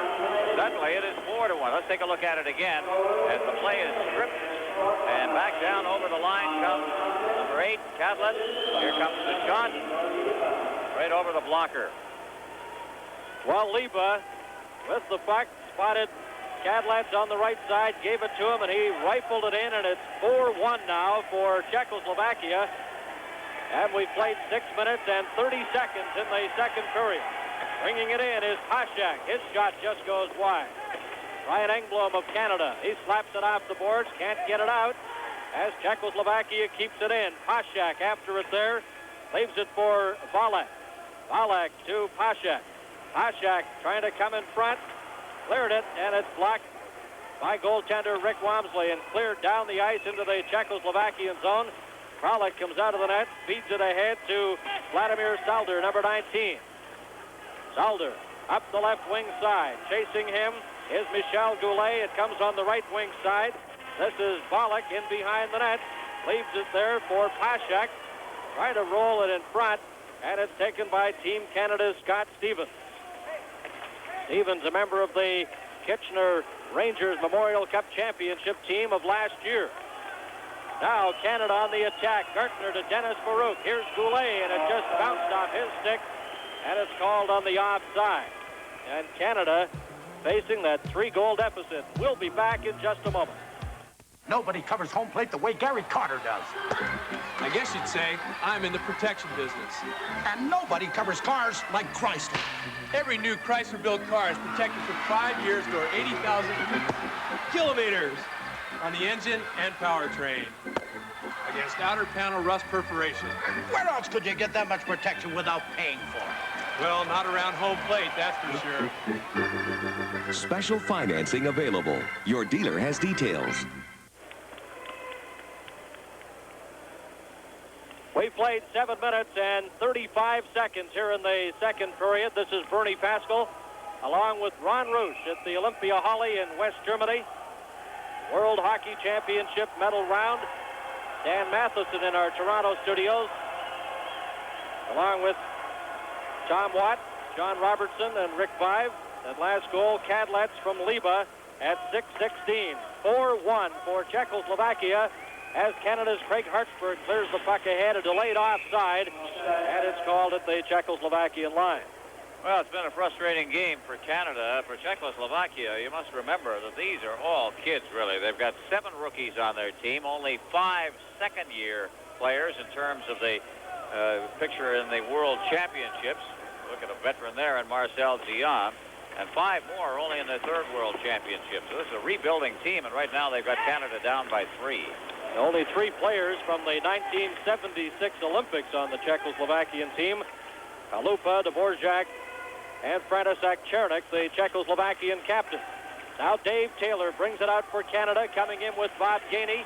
Drops it to Gainey. Gainey spots Hartsburg, gives it to him. There's a shot, they score! Canada deflection in front. Marcel Dion was standing there, and Shervin was also in front, and Canada gets the second goal of the game. Boy, they needed that. They needed it about that point, too. Let's take a look at it again. Here comes the drop pass by Gainey, back to the point. He has feathered it out there, giving Hartsburg time to get it around. Here's Gainey now, back out to the blue line. Now watch in front of the net. Number 10 is Shervin, and he is there, and he deflected it. And into the net, and we'll see how they score it, but I believe eventually it'll be credited to young Gord Shervin of Gravelburg, Saskatchewan. Again, here's Gainey back in on it. The shot coming in from Hartsburg. Just drifting it in. Not a great shot, but low, and that's the thing you like to see, and it's deflected up into the top of the net. Well, they've announced the goal, Hartsburg, Ron, but we showed it automatic. Several times. Games earlier today and last night, they somehow overlooked those deflections in front, but on the replay, no doubt about it, it was scored by Shervin. Here's a shot right on, stopped by goaltender Rick Wamsley. Well, they've announced the goal, Hartsburg, from Bob Gainey and Gord Shervin, but spotted on the replay, there's no doubt about it, it was Shervin. He should be given credit for the goal from Hartsburg and Gainey. So we'll have another meeting at the timekeeper's bench, right? 4-2.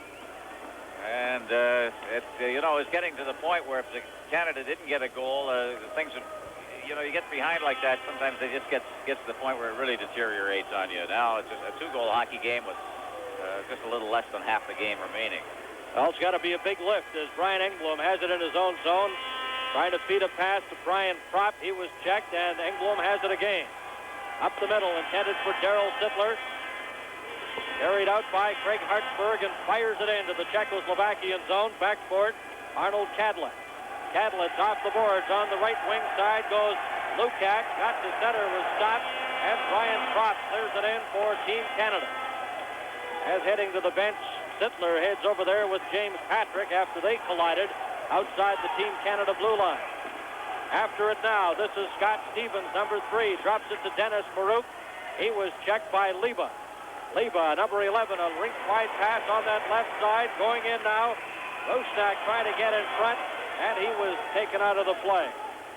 Vincent Lukács tried to get to it. It's cleared to an open wing. After it for Team Canada is Dennis Maruk. Left it there for Scott Stevens. He's bumped by Kadlec, and Liba has it inside his own line. Slips and falls. Got the puck outside the line, a delayed offside, but Czechoslovakia gets it out, so that's waved on. Maruk for Team Canada clears it into the Czechoslovakian zone. We played 9 minutes and 45 seconds in the second period. 4-2 for Czechoslovakia. A pass on the right side. Pollock coming right in front, trying to lift it high, and it went away over the top of the net. over the mesh and the glass out of play, and we'll be back in just one moment. When you're feeling up and your friends are near, get a Love Ass Light. Love Ass Light. All you want in a beer. All you want in a beer. Now ain't that nice? So nice. Love Ass Light on ice. Love Ass Light on ice. Tastes light and smooth. So smooth. And goes down so nice. And goes down so nice. Get a Love Ass Light. Back to the action here at the Olympia Halle in West Germany. 4-2 is the score for Czechoslovakia over Team Canada. Upira clearing it in front, right on the Team Canada player stick. Paul Reinhardt clears it ahead with Charlie Simmer. Here's Marcel Dion trying to get it in front. He's checked. And up with the puck now is Hardina. Hardina up the middle to Pavel Richter. He's spun around. And for Team Canada, that's Hallward trying to get it out. Comes to Ruzicka. Drops it back to Svoboda in his own zone. Ahead now to Richter. Richter for Czechoslovakia as Marcel Dion goes to the bench. Right in up over the Team Canada line. A save by Wamsley off Ruzicka. Well, I'm not so sure that one was on the net. Ruzicka let a good one go, a good wrist shot, and rather than prevent any further difficulty, Wamsley right there. Let's take a look at it. We got a good angle on it here. As he lets the shot go, Wamsley reaching out. Well, may have caught the cuts-off corner, but Wamsley, I think, using good common sense, just preventing any further play. Better to control the face-off here, and Sittler's been doing that regularly. As we approach the 11-minute mark of period number 2, Canada trailing 4-2. Czechoslovakia in the red gave the puck away there to Brian Propp, and he shoots it to Daryl Sittler. Sittler clears it into the corner. Going after it there is Michel Goulet trying to dig it loose. He's spun around and it comes out to the center ice area where James Patrick has it. He missed the last Team Canada game with a hip pointer, but is out there taking a regular shift in this one for Canada today. Goulet is upset on the far boards by Ladislav Svozvil. Now it comes in front, almost a costly mistake there by Czechoslovakia as they cleared it in front of their own net. Paul Reinhardt, number 7 of the Calgary Flames, brings it up to the center ice area. Tried to get it out, intercepted by Lukat. Right in, stopped by Wamsley. As Lukat collides with Rick Wamsley, and he's hurt. Wamsley took it up high. And let's take a look at this one again. As Wamsley has a collision in the goal mouth right now. And let's take it as he goes high, up onto his chest, and in hard comes the attacking forward. Wamsley's up. It looks like he'll be all right, and we'll be back. When Marco Polo crossed the oceans of the world, it was a long and arduous journey. Today, the real traveler flies Cathay Pacific, the fastest way from Vancouver to Hong Kong, enchantingly attended by the grace and beauty of 9 Asian lands. Would that I had journeyed in such wondrous fashion as you do, aboard Cathay Pacific, the real traveler's way. It's remaining to be played here in the second period. Here's a break now for Team Canada, but it's called offside.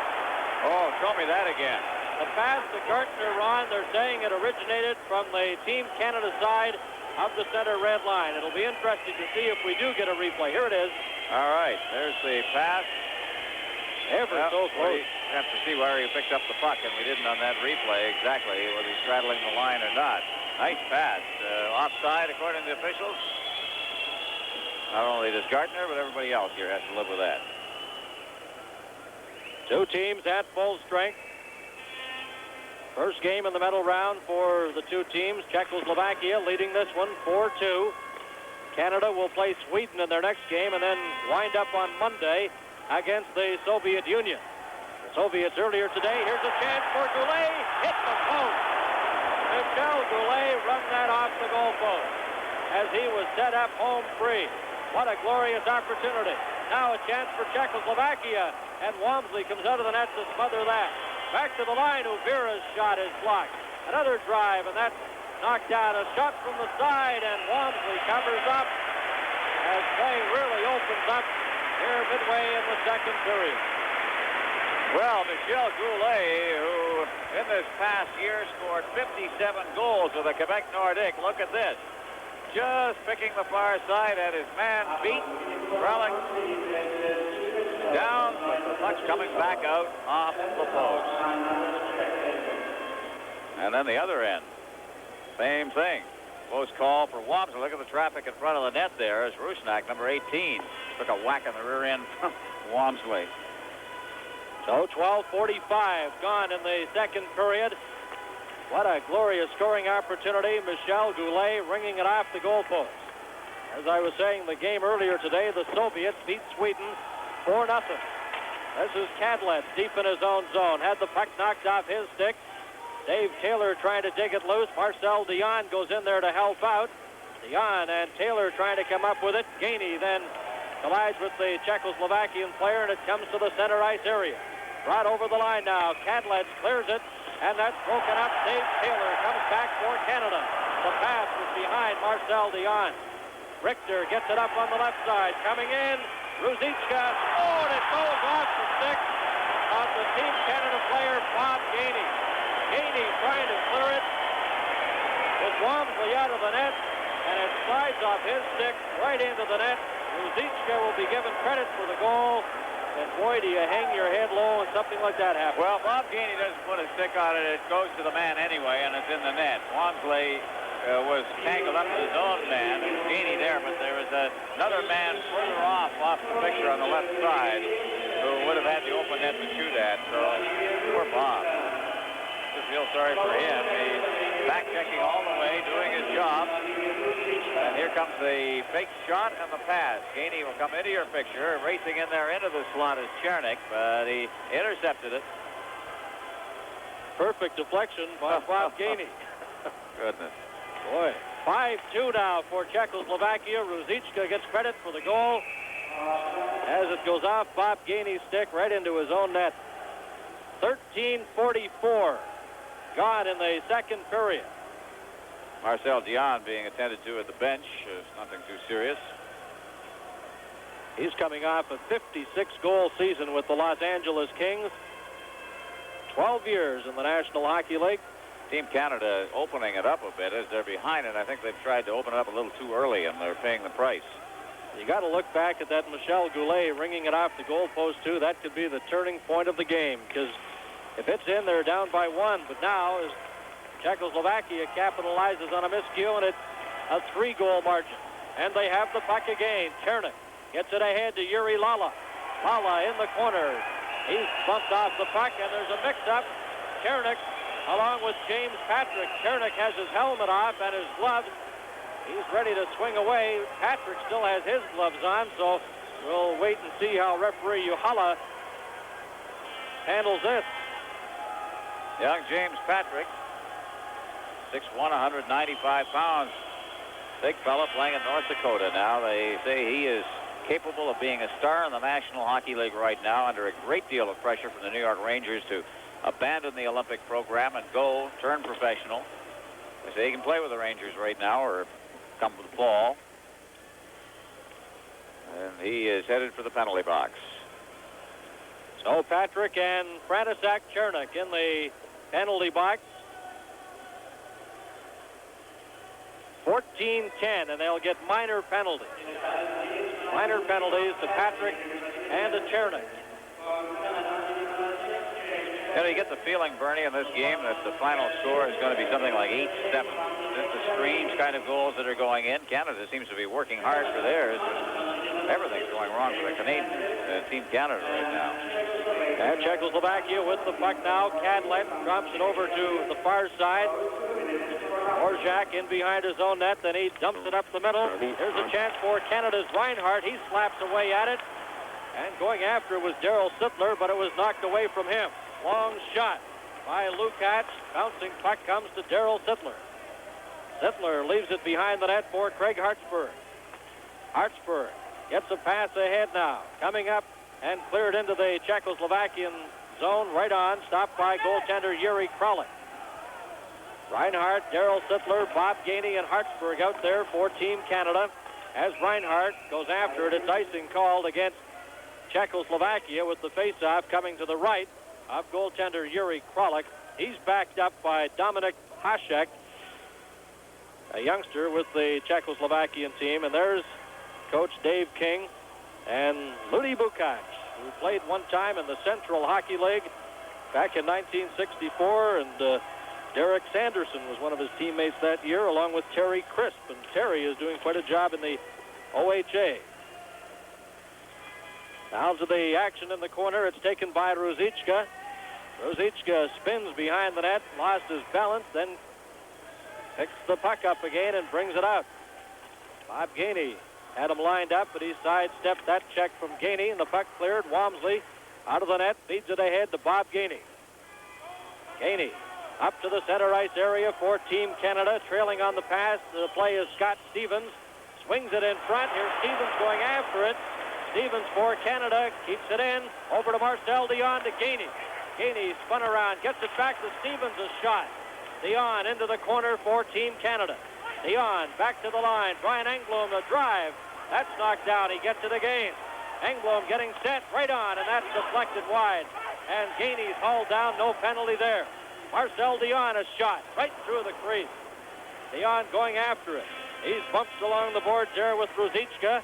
Engblom keeps it in. Now it's shot down the ice. It'll be icing against Czechoslovakia. As back to touch it is Scott Stevens. And Ron, they were really putting the pressure on there.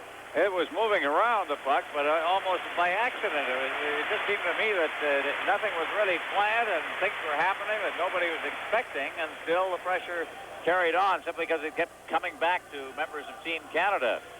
But Canada really, I don't think they really expected a great offensive effort from Bob Gainey, who is not and will never, ever admit to being an offensive-type player. But he got right in there, set it out into the slot, and I don't think Scott Stevens really expected it. Here's a chance for Reinhardt. A shot, he scores! Reinhardt right from the face-off. It's won by Dennis Baruch. And Reinhardt blasted home for Team Canada's third goal. Boy, that kid's got a shot, hasn't he? Oh, boy. Here it is, right off the draw. And just leans into it. And over the gloved hand of Yuri Kralik.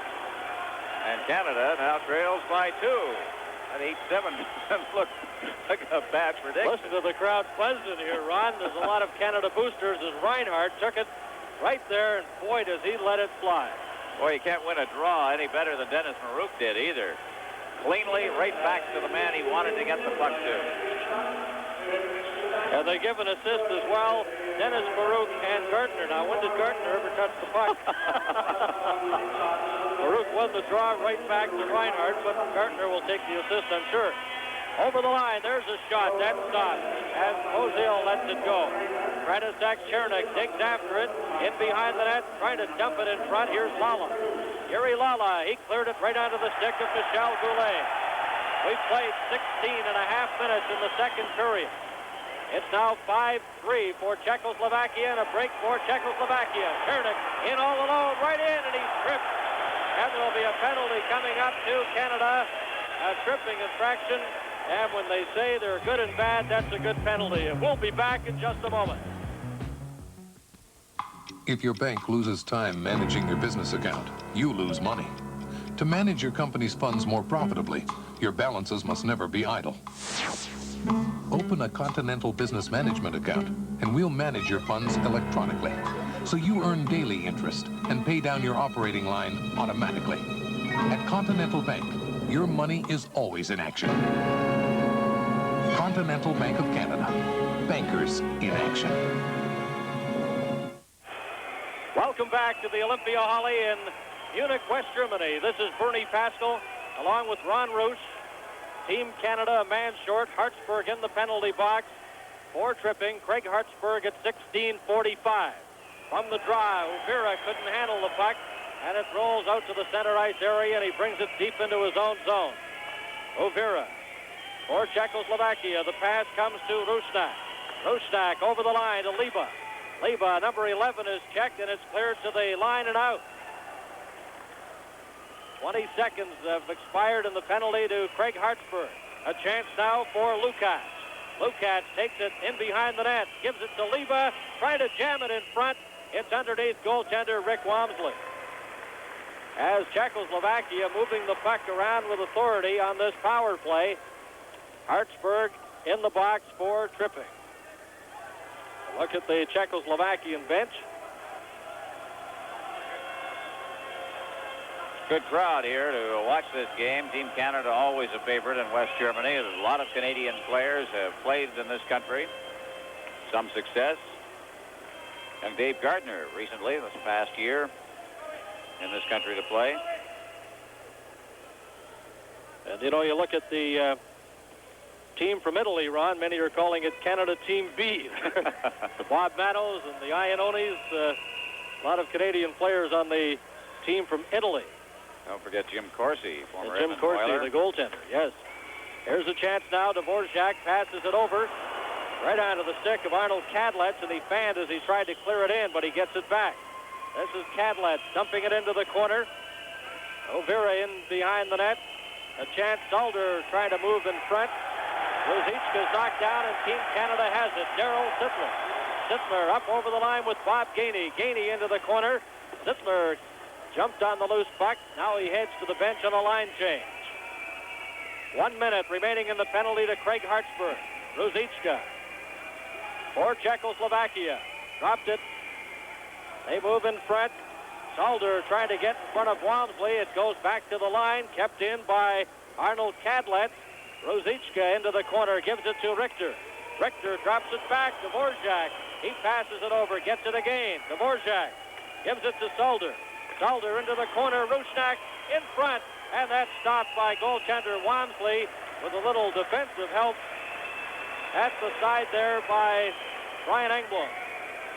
Well, if the first period belonged, let's take a look at this action right here as Ruzicka gets the puck, shoots it into the crowd there. Rick has lost sight of it, and best he can do really is lie there and hope that somewhere underneath all of that padding it is. If the first period really belonged to the play, this second period really has been Paul Reinhardt's. He's really controlled things an awful lot out there, and of course has a goal to show for it. Knocked down at the line. Czechoslovakia still on the power play. Lala got it in front. 21 seconds left in the penalty to Craig Hartsburg. It's 5-3 for Czechoslovakia, and they jam it along the boards right in front of the Czechoslovakian bench. Craig Hartsburg with 16 seconds left in his tripping infraction. We have 1 minute and 30 seconds remaining to play here in period number 2. Face-off is inside the Team Canada blue line, number 22. That's Ladislav Svozil against number 27 of Canada, Darryl Sittler of the Philadelphia Flyers. Down the ice it goes, and Hartsburg has 9 seconds left in his penalty. In behind his own goal, Milan Halupa got it ahead. A chance for Svozil, showing a good burst of speed. Gets by Reinhardt, still has it. Hartsburg steps on the ice. Kernick behind. Svozil's all tied up there, along with Paul Reinhardt, and digging the puck loose, and it comes ahead to Goulet. Goulet trying to get that long pass on the right side for Marcel Dion. Kernick's shot. That's knocked down by Reinhardt. In behind, jammed at the side, and covering up is Rick Walmsley. Well, Walmsley, as you see, Chernick on the way to the bench. You notice on the power plays, and by the way, the penalty has expired now, the power plays they're using in certain key situations, the fellow who seems to be winning most of the draws and the number one face-off man for Team Canada, Darryl Sittler. And you saw him take the draw, go to the bench as soon as the draw was won. And isn't it interesting the way he won that, golfing it off the backhand all the way down the ice instead of trying to draw it to his own man. He's been turning his shoulder to his face-off opponent. Darryl Sittler, one of the outstanding performers for Team Canada at these World Championships. And Ron, as you mentioned, very important on those face-offs. 40 seconds left to play in the period. Marcel Dion has it over the line. Oh, and he tried to get it ahead to Goulet, and it was knocked away from him and pinned against the boards.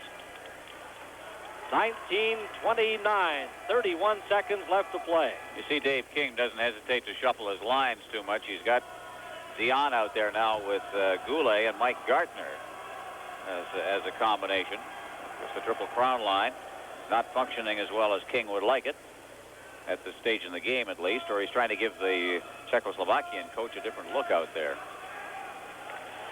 From the draw, it comes right to Czechoslovakia's Lukács coming in front, and Gartner backhands that away.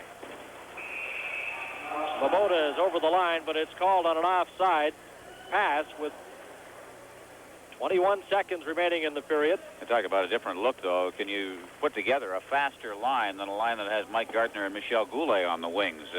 Marcel Dion gets his passing game in gear, and he can really get those guys moving up ice. Gartner is one of the great skaters in the National Hockey League, and Goulet is right there with him.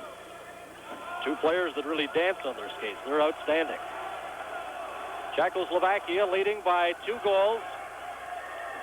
Charlie Simmer moves to the left side now. Sittler comes out to take the face-off outside the line against Pashek, number 21, who won the draw. Comes back to Kadlec. Dvorak, a long shot, and Wamsley got a piece of that, although it might have been off the net. Dave Taylor of the Los Angeles Kings ahead to Charlie Simmer. 7 seconds remaining in the period. Taylor spins around. Oh, and if he had got that pass to Simmer, he would have been home free, but it's called on the offside with 1 second left, and Simmer, no one was near him, but Taylor unfortunately didn't spot him. Well, you look back on period number 2, and what a strange period of hockey. 3 goals for Czechoslovakia, 2 by Canada. It was 2-1 at the end of the first period. We had a goal post hit by Goulet. We had Bob Gainey put one into his own net that was credited to Ruzicka. And Canada has had to struggle for the ones they've got. Sherman was that goal at 8:14 after Czechoslovakia had scored 2 straight to start the period. Got Canada back into it to make it 4-2. Ruzicka made it 5-2, but then Reinhardt with that hard slap shot making it 5-3. Canada's still very much in this because it's that kind of a game, really, Bernie. It's one of those games you just say to yourself, but anything can happen. Just strange things are going to happen. That's right, and we still have 20 minutes to look forward to, and it should be a great finale to this game with Czechoslovakia leading by 2 goals, and one of our guests coming up in this intermission will be Alan Eagleson. And now, this is the World Hockey Championships coming to you live. Look in our cans and strike it rich with Quaker State Motor Oil. Over 1,260 instant win prizes to be won worth more than $250,000.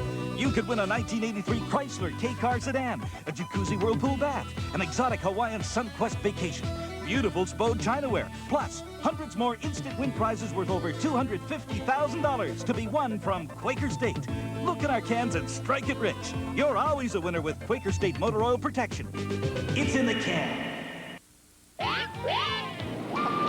My new JVC Compact VCR is the world's smallest, lightest VCR ever. It's ideal for taping graduation, school plays, Halloween. It's loaded with features. Perfect for Christmas morning, Groundhog Day, Little League, Big League. JVC's new compact VHS video system with the world's smallest, lightest VCR ever. Buzz off, Buster. Great sound, too.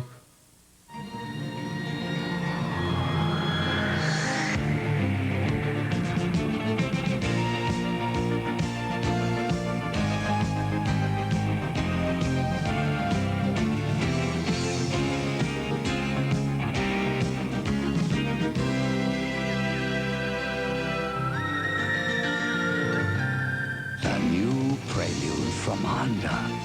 Brace yourself.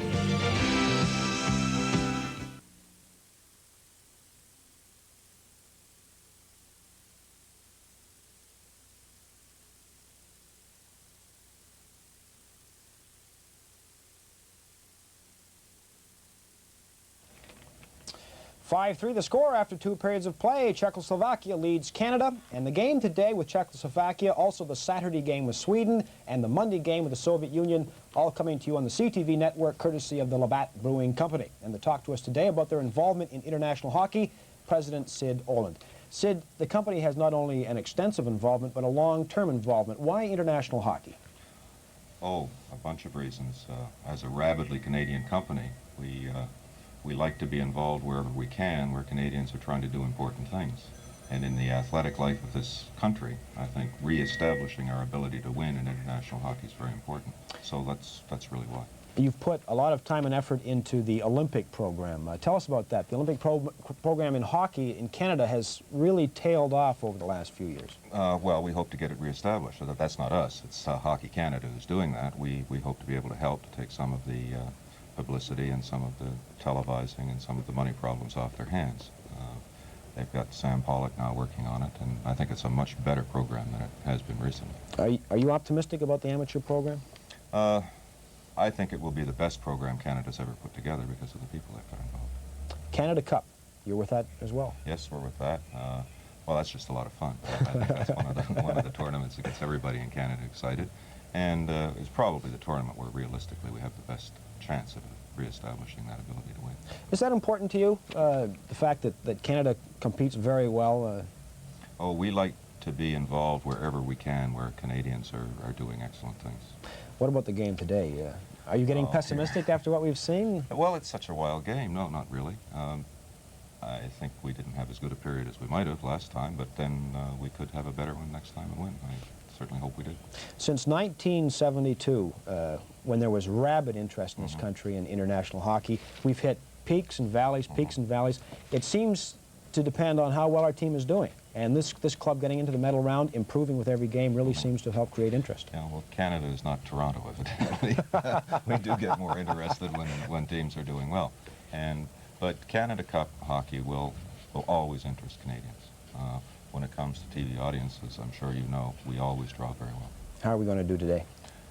In an audience? I hope we do well, but that's not important. The important thing is that I hope the players know they're being seen back home, and maybe that helps them a little bit.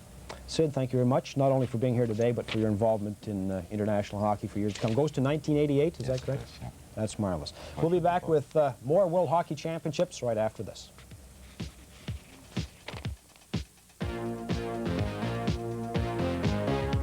Paul, I'd like you to meet my niece, Vicky. Hello. You're looking for a disguise, Vicky?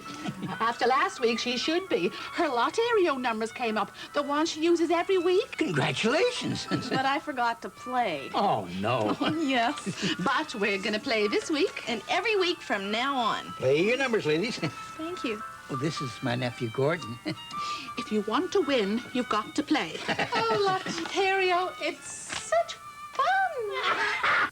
No matter what you're driving, in sun or rain or snow, Firestone makes a tire to keep you on the go. You can afford Firestone quality. Save up to $100 on a set of 4 721 steel-belted radial tires. Yes, save up to $100 on a set of 4 721 radial tires. Now that's the value of Firestone. Wherever you're going, we're gonna get you home. That's the value of Firestone. The new Gruen look is here. Gruen quartz technology from around the world creates the finest styles for your individual tastes. A legacy of time continues with the introduction of a totally unique, unconditional 3-year guarantee. This guarantee, as you would expect from Gruen, is unsurpassed. Today's new choice, Gruen, the precision watch since 1874.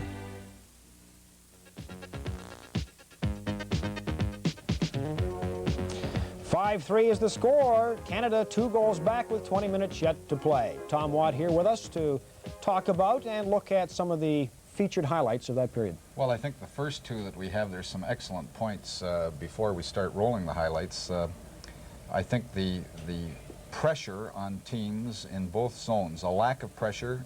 Canada didn't go after the Czechoslovakian team when they were killing a penalty. They let the Czechoslovakian team bring it out of their zone, and they pay for it dearly right at the beginning of the period. And then we see what Czechoslovakia does in terms of pressuring John Anderson in the neutral zone, and a goal results from it. And I think they're interesting contrasts, and I'd like to watch the first two highlights now if we could. And the first one comes on a Czechoslovakian power play. Now you see the one Team Canada man in deep, no pressure. There's the other guy turning, no pressure. Here Rusnak just moves all the way down the ice all by himself, 3-on-1, nobody challenges him. The third man, or the second man, comes in after 3 of check 1. Now watch the Team Canada man Anderson. He's got the puck. There's the first Czechoslovakian player checking him. There's the other one coming to get him. There's the third. The fourth, what do you mean play their wings? There's 4 men after. They force the turnover in the neutral zone. They come right back down the ice. Bingo, the puck's in the net. There's what pressure does when you force turnovers in all zones. Well, Team Canada gets back. Young Shervin hadn't played very much. Here he starts the play off, makes a nice little play. Back to Gainey. Gainey back to the point. And watch Shervin. You don't see him. He's out of your picture, and then he comes back in front of the net. He's lost by the Czechoslovakian defenseman, and he makes the tip. There's the play of moving the puck and then going to the net. There's no good just moving the puck. Here's Shervin again with a score 4-2, and what a play this was. Makes that nice little scoop pass over the Czechoslovakian defender, right onto Goulet's stick. And oh, if ifs and buts were candies and nuts, eh? It was 4-2 at that point. If he scores here, it's 4-3, but he hits the post. Now Richter, who is one of my favorites for the Czechoslovakian team, just makes a great pass. Long pass to Ruzicka. Now look at Marcel Dion. He's in coast on this side. Look at there, becomes the 2-on-1, and poor Bob Gainey trying to get back to check that last man.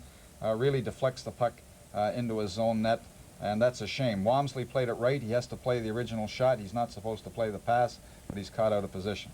Now here's the importance of a face-off. Dennis Merck wins the draw, and then watch what he does. He goes to the net. Gartner goes to the net from the far side. Reinhardt's got all kinds of time to put everything he's got into the shot, but it's the importance of winning the draw and then going to the net. And I think in each one of those goals, we had technical little points, especially on the first two, about putting pressure. Team Canada put no pressure in terms of the forechecking when they were short-handed, and they paid for it. And then Czechoslovakia, on the other hand, putting a lot of pressure on a puck carrier, forcing the turnover in the neutral zone, and then coming right back with a goal themselves. What about the goaltending? It looks like the Czechs are getting stronger goaltending than the Canadians. Well, you know, it's hard to say. I think perhaps on the second goal that we saw in the highlight, perhaps Walmsley could have stopped down, but what are you going to hit him for the goal that Gainey puts in his own net? I mean, I don't really think that he's played poorly. I just think that in that period, Czechoslovakia put more pressure on the Team Canada puck carriers and constantly forced turnovers. Can we come back in the last period? Oh, sure, we can come back. We can always come back. And I think certainly if Shervin's, that was a super pass. Well, on the relay. If that puck was in the net, it's 4-3. You know, who knows what's going to happen. Only down 2. We'll be right back.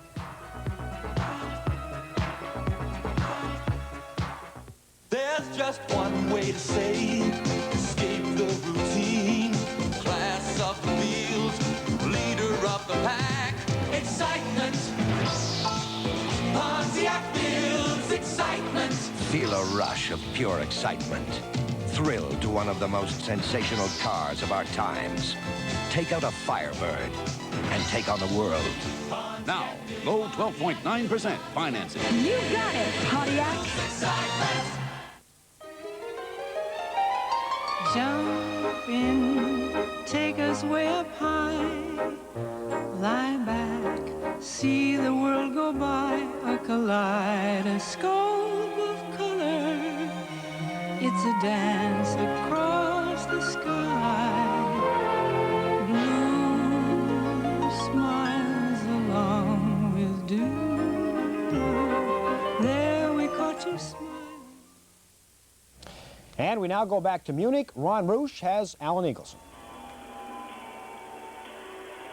Thanks, Dan, and we're back at the Olympiahalle in Munich, where Team Canada is trailing Czechoslovakia by a score of 5-3. Alan Eagleson has joined us, and Alan, it's been a little frustrating. You look at what's going on there. Some strange things have happened, especially to Team Canada. It's been tough. The first period, they had 3 or 4 shots on goal, the Czechs, and suddenly they had 2 goals. In the second period, we're coming back to life. Goulet hits the post, and they come down and score. And then Bob Gainey, unfortunately, tried to intercept the pass, knock it to the corner, and put it into our net. We still got time. Rick Walmsley came up with a couple of big saves. It's tough. I'm just happy the way the team has played in a disciplined manner. It's a credit to Dave King and the coaching staff, because with the frustrations that they must feel now, it's unusual for a Canadian team to behave themselves as well as these fellows are. Speaking of frustrations, every year, 3 or 4 times a year, you go in against Soviets negotiating various things. Right now, I guess, most people across Canada are wondering how you're making out with perhaps the release of a few player contracts to the National Hockey League from the Soviet think the Union. change in position in the federation of the different personnel is going to delay that at least past 1984. We met with the Soviets yesterday for about 2 hours. And at that time, they indicated that there was no chance whatsoever during the 83-84 season. In addition, John Ziegler was at the meeting, and we decided that it would not be in the NHL's best interest to have visits from the Soviet team in 83-84, but rather we will direct our efforts both to Team Canada and Team USA Olympic programs. Speaking of that, a couple of things coming up. Of course, the Olympic program is of prime concern right now. Well, Labatt's commitment to the Olympic program and to Team Canada over here and to the Canada Cup are now going to make everything much easier for us financially. The rights for the Canada Cup have been purchased by Labatt for 84. We're satisfied that it'll be a great tournament and on to a great Olympic program. And thanks to Sam Pollock, who's back home. And Sam, we miss you over here. Get back quickly. Okay. Alan, thank you very much for joining us. Always a pleasure, and thanks very much for having me. Alan Eagleson joining us here. We're just about set to start the third period of this game between Canada and Czechoslovakia, and we'll be right back. With cars, a little problem can lead to big trouble if it isn't discovered in time. That's why Gulf dealers offer a year-round car care program with special maintenance packages 4 times a year. Right now, it's the spring tune-up. Look for the signs at participating dealers. A well-maintained car just has to work better and save you a lot of trouble. Gulf, we perform, you get the value. Back to Munich, West Germany. This is Bernie Pascal, along with Ron Roosh, as we get set to start the third period of play. And you see some of the Team Canada supporters in this crowd at the Olympia Holly. And boy, it's spring-like weather here in West Germany. It was 63 degrees Fahrenheit today, 17 Celsius. And it's just been beautiful weather. And what a beautiful area, Ron. You're most familiar, of course, with Munich, West Germany, having lived here at one point. But it is just a fascinating area and beautiful city. It is. You always know it's spring in Munich when the tables are out on the sidewalks and the restaurants are in full swing, and there was a lot of that today. Very, very enjoyable. Let's see if we can make this a little more enjoyable for fans across Canada as we go into this third period. The big danger right now, of course, with 20 minutes remaining in this hockey game, you're dealing with professionals out there, and you would think it wouldn't happen, and that is to try and open things up too much where you start getting caught on those 2-and-1s, and suddenly it's not anymore 5-3, but it's 7-3, and now you're in a very deep hole. So I think that Team Canada really doesn't want to get out of its game going into this third period. If the first goal of this, if they can get a goal in the first 5 minutes of this period, suddenly it's a 1-goal hockey game, and you're on your way. But the danger is always, as you see some of the fans again enjoying this one here in Munich. Bernie's mentioned the fans coming down from the Canadian Services bases and from across Canada have come over to see this tournament. Of course, it's just after 10 p.m. here in West Germany. This game, of course, live on the full CTV network. It's a few minutes after 10 p.m. here, a few minutes after 1 in the afternoon on the West Coast in Vancouver. We hope wherever you're watching this game today, you're enjoying our CTV coverage as Czechoslovakia leading Team Canada 5-3. Referee Juhola of Finland drops the puck. The third period is underway. Canada gets possession right off the bat. Sittler passes on the right side. Over the line goes John Anderson, and he tried to get it in front, and it was knocked away. Hartsburg is on defense for Team Canada with Doug Hallward, number 2. Broken stick lying on the ice. Hallward slaps it out of danger. And now Svozil drops it back to Yuri Lala. Czechoslovakia, their own side of the center red line. Now Benok will try to bring it out with Yuri Lala. Lala delayed offside, but Canada gets it and clears it out. John Anderson coming up with Brian Croft. Anderson coming in front of the net, knocked off his stick. Hartsburg slaps at it, and Hallward is back to cover up for Canada. Hallward to Craig Hartsburg. Hartsburg takes it in. Canada caught on a line change as Hartsburg is pinned against the boards. And it's brought out in a long shot by Svoboda. Gartner checks. Liba and Stevens now for Canada. This is Stevens. Drops it into the middle to Dennis Baruch. Over to Gartner. Gartner's shot. Trying to get the short side, and that's stopped by goaltender Yuri Kralik. We played a minute 20 as that drive by Goulet is stopped by goaltender Kralik. Good opportunity by Goulet as he spun around, and the puck is held in the corner. Good chance for Goulet. Spun and pulled the trigger quickly. That's the way you score over 50 goals a year. Got it in the slot. You know, I'm watching the line changes, and the last line change Team Canada had, and there's the quick trigger there by Goulet and a good save by Kralik. They're slow, and one of the reasons I think they're slow is those boards are so high. They really have to scale a wall to climb over the boards and get on the ice. There haven't been too many complimentary remarks about the ice surface here either. They've had to delay the game on a couple of occasions to fix up patches on the ice. And talking to NHL referee Ron Fournier, who is representing the NHL officiating here, he said the ice has really been one of the troubled areas here at the championships in Munich. Dennis Baruch, he clears the puck right to Scott Stevens, who goes back behind his own net. As we approach the 2-minute mark here in the third period, Gartner deflects the puck into the Czechoslovakian zone. This could be icing.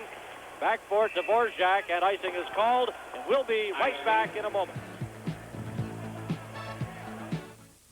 When you're feeling up and your friends are near, get a Love Light, all you want in a beer, now ain't that nice, so nice, Love Light on ice, tastes light and smooth, so smooth, and goes down so nice, let's get a Love Light.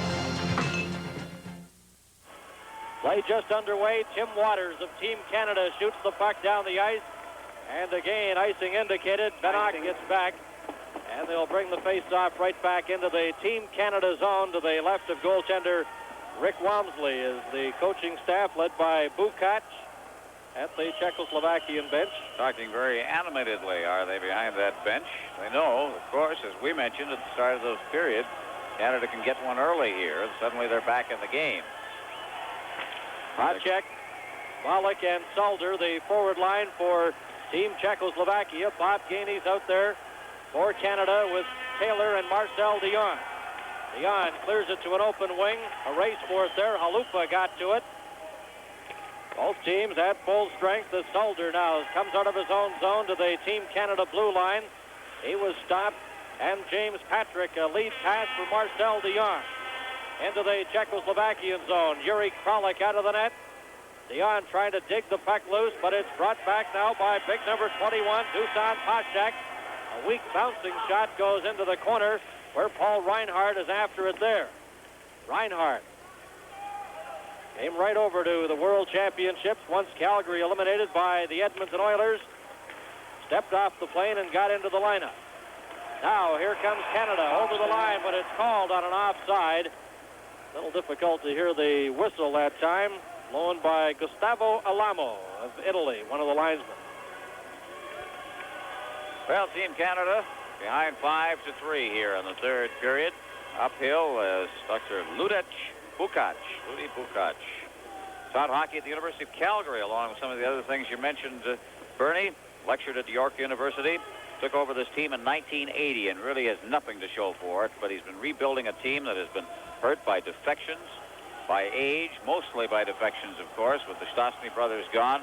It's a very, very young hockey team, and there's one of the young fellows there, Yusik Kralik. Well, you mentioned, too, the players, the Stastnys, of course, in Quebec, Ron, but you look around, Dvorak in Philadelphia, Halinka and Bubla in Vancouver, Novi in Washington, Inachuk. Boy, there's a lot of them. They'd like to have those players in the lineup here. Of course, they have Dvorak, the first professional ever to play for Czechoslovakia in the World Hockey Championship. Dvorak, a member of the Philadelphia Flyers. Here's a shot. Krop scores. Canada's just got a break. What a break there. The puck came in front to Brian Krop, and the Team Canada bench empty. Krop, making no mistake, jumping on the loose puck, and one goal separates the two teams. Watch it come off the skate. The puck deflecting out in front of the net. Here it comes now, and it just winds up on Krop's stick. It was going to hit the defenseman and probably roll across the goal mouth. Instead, out in front past Lala and right onto Krop's stick. Here it comes. You get a better view of it here. From the corner, moving in there is Reinhardt. Now here it is. Sittler out off the skate and right to Brian Trump. And Canada hasn't had any of these this game where it bounced their way. Suddenly, it's a one-goal hockey game. The goal they needed. Coming at 3:31. Brian Trump, a 40-goal scorer with the Philadelphia Flyers. Another shot right from the draw. John Anderson sinking in. Oh, what a big lift that'll be for Team Canada as Trump scores from Daryl Sittler and Paul Reinhardt. And we have played just 3 minutes, 36 seconds in the third period. 5-4 for Czechoslovakia. The face-off in the Czechoslovakian zone to the left of goaltender Yuri Kralik. Daryl Sittler will take the draw, wins it, and Paul Reinhardt just failed to reach it. But he has it now. Gives it to Craig Hartsburg. Backhands it ahead. Brian Propp let it go. He would have been offside. Reinhardt now, number 7 for Team Canada. Up to Daryl Sittler. He clears it in. Anderson went in after it. It hit a weird spot on the boards and came right back in front. Now a break. Oh, almost a lead pass there for Czechoslovakia's Vincent Lukács. Walmsley out of the net. Ahead to Propp, trying to get it in the middle to Daryl Sittler. And it's dropped back into the Czechoslovakian zone. This is Benok. Benok gets it up on the left wing side. Bolek clears it in behind the net. And Rusnak tried to jam it on the short side, and he was stopped. Now Canada on the attack again, over the line, and hauled down is Paul Reinhardt. He looks at the referee, but no penalty. And you can hear the whistling from the spectators. They thought there should have been one, at least the Canadian supporters. 5-4 for Czechoslovakia. Number 12 is Pavel Richter. He has the puck over the Team Canada line. 3-on-1. Richter coming in. A shot jammed at the short side, and Brian Engblom makes a great play. We'll be right back. The Energizer. Miss Green, do you plan to listen to that music for the rest of the day? Sure do. Just put in the Energizer. Of all leading battery brands, nothing outlasts the Energizer from Everready. Nothing outsnaps it. Nothing outadds, outwalks, outplays, outtapes, outshines, outlasts it. Nothing. If only Miss Green worked as long as the Energizer. The Energizer. Energize for life. Long life. Energize me. They're in the corner. Jabbing there with Yuri Hardina, and he pins him along the boards to get a whistle. Canada trailing by just 1 goal, and that last one, Ron, no doubt will give them a revitalized approach to this game. But they got out of their game a little bit, and suddenly, as a check was attempted at the blue line, there was a 3-on-1, and thanks to Brian Engblom, and there aren't too many in the National Hockey League better at handling those 2-on-1, 3-on-1 type situations than Brian. Over his years with the Canadians and now with the Washington Capitals, and he broke that one up himself. And that's what you don't want now. It's a 1-goal hockey game. Now Marcel Dion trying to dig the puck loose there. It comes to Vladimir Salder. He gets it out to 21, Hashak. Over the line now goes Bolek. Bolek, and there's a slashing penalty coming up. A shot. That stopped Canada. A delayed penalty coming against Team Canada as Walmsley stops that. Coming over to get it is Gainey, and it's touched there by Patrick. And now the penalty coming up as the Finnish referee, Jahola, calls the slashing infraction. It'll be slashing to Patrick, and put a little bit too much into that one as the attacking forward tried to circle the net. So now Canada has to kill one off here. They have already been stung for 2 power play goals in this game. Daryl Sittler comes out with Bob Gainey, Craig Hartsburg, and Paul Reinhardt to kill off the penalty. The face-off in the Team Canada zone, and here it is, Ron. He got a little step on him, and there's a pretty good slash right there over the forearm of Valek, and that drew it right away. You see the referee at the bottom of your picture. Time of the penalty, 5 minutes and 30 seconds of the third period. Hartsburg gets his stick on it and shoots it down the ice.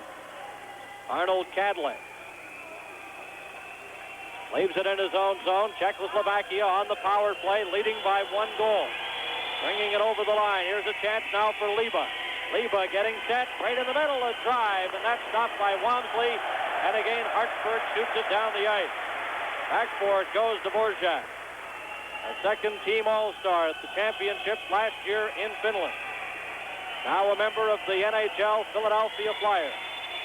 Miroslav Dvorak up on the right side. Hartsburg had Ruzicka all lined up, and he just sidestepped him. Reinhardt gives it to Bob Gainey. Gainey backhands it off the boards and down the ice.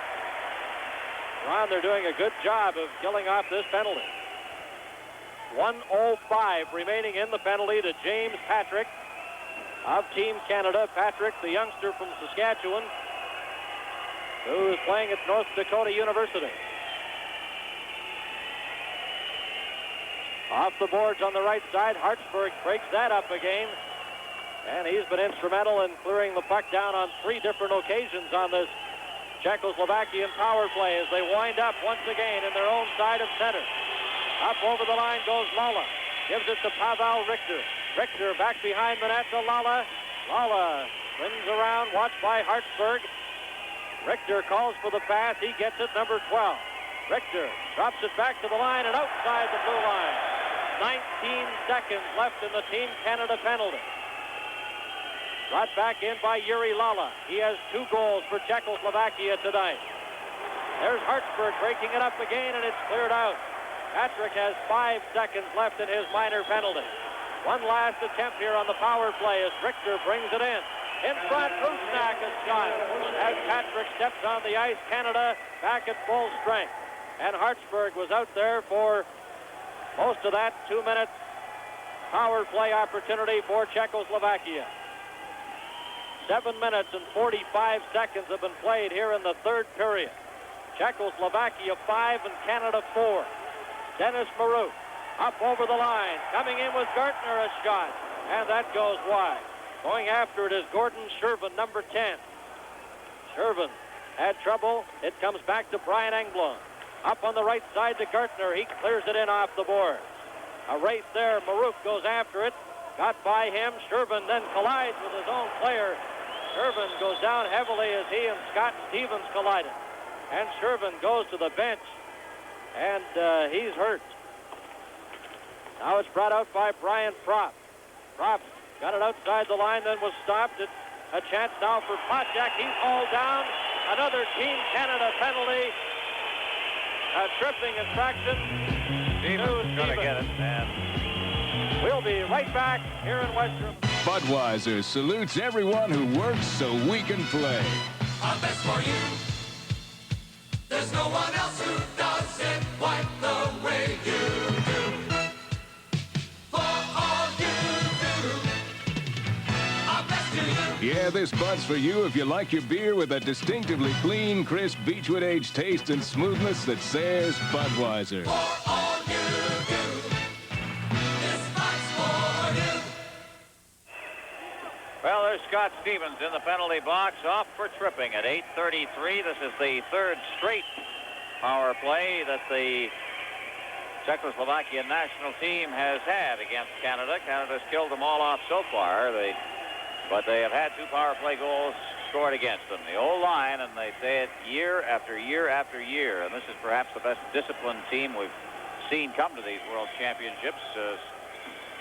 Shervin is now heading towards the clinic. He appears to have a towel up around his mouth. He may have taken a stick or an elbow up around his mouth within that collision with his own teammate. Scott Stevens is a big fella. A heavy collision. I thought he was winded when he went to the bench. Obviously a little more than that. But you don't take penalties, and the Team Canada is taking them right now. So another power play opportunity for Czechoslovakia. They lead 5-4, and the puck bounces off the boards right back into the Czechoslovakian zone. Chadledge, number 8. As we approach the 9-minute mark here in period number 3. Canada a man short as Lukács sends it behind the net. Rusnak backhands it, nobody there. And Rusnak fires it back into his own zone. 1:30 left in the penalty to Scott Stevens of Canada. This is Miroslav Dvorak up over the line, trying to get it to Liba, and Canada breaks that up, but it's a delayed offside called at the Team Canada blue line. Greg Hartsburg, 12 goals and 50 assists with Minnesota. this past year. You talked about Paul Reinhardt. They had a police escort to get him to the airport so he could get over here to play the first game that Canada played after Calgary was eliminated. It wasn't quite so easy for Hartsburg. He missed that game, but he has become a part of a very young, inexperienced in a way defense, but it's been a pretty good one here at this tournament. 1:21 left in the penalty to Scott Stevens of the Washington Capitals, and Czechoslovakia leading 5-4. This is Craig Hartsburg. Hartsburg pinned against the boards by Chernik. In helping out, Gartner's upset. There will be a penalty. Tripping infraction now to Czechoslovakia. I believe it's Yuri Lala. Or Chernik perhaps going to the box. There it is, František Chernik for tripping.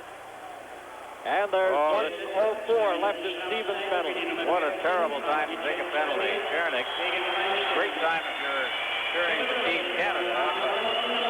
Well, you're in on offense. You just don't do that sort of thing. The penalty coming at 9:29, so in about a little less than a minute, 4 seconds less than a minute, Canada is going to have a manpower advantage, barring further penalties. We've played 9 minutes and 29 seconds then in the third period. Czechoslovakia outscored Canada 2-1 in the first, 3-2 in the second. And Canada has scored the only goal here of period number 3. That's how it stands at 5-4, Czechoslovakia leading. Canada's next game will be Saturday against Sweden. A game to be televised live on CTV, and then, of course, next Monday, Canada will play the Soviet Union. Here's Halupa getting a shot. That's knocked down. Sittler trying to get it out. Kept in by Yuri Lala. He's bumped against the boards. Digging for it, and Paul Reinhardt lifts it out to the center ice area, where Pashak clears it inside his own blue line. Now he gets it back. Here comes Pashak in all alone. A shot, and Walmsley stops that. Engblom for Team Canada. Watched by Pashak. Clears it ahead. Reinhardt over the line. And it's called on an offside pass. And it'll come back to the Team Canada side of that center red line. By the way, a name, of course, obviously not being said, and one that I'm sure many fans are asking, where is he, is Dudacek, the top European draft choice ever. Scotty Bowman drafted him, and is still trying to talk Czechoslovakia into releasing him to play in the National Hockey League, but he's run into all kinds of physical problems. Last year it was a breathing problem, and this year more. We'll tell you the rest about it later. 12 seconds remaining in the penalty to Scott Stevens. 1:08 left in the Czechoslovakian penalty to Chernik. Here's Reinhardt going after the puck. Comes up with it in the Czechoslovakian zone, then he's pinned against the boards.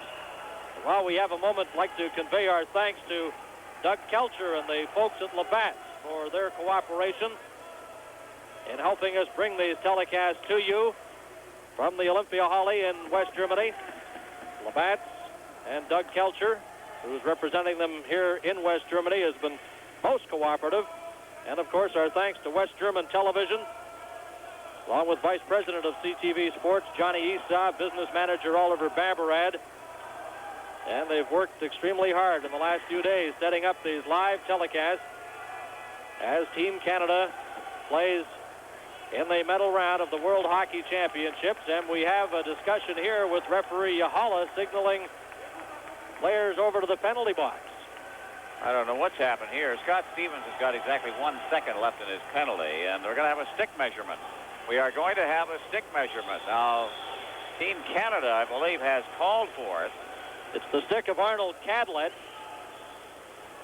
And Canada right now trailing by a goal with when the penalty is over to Scott Stevens, 57 seconds left in that power play, looking to get a two-man advantage.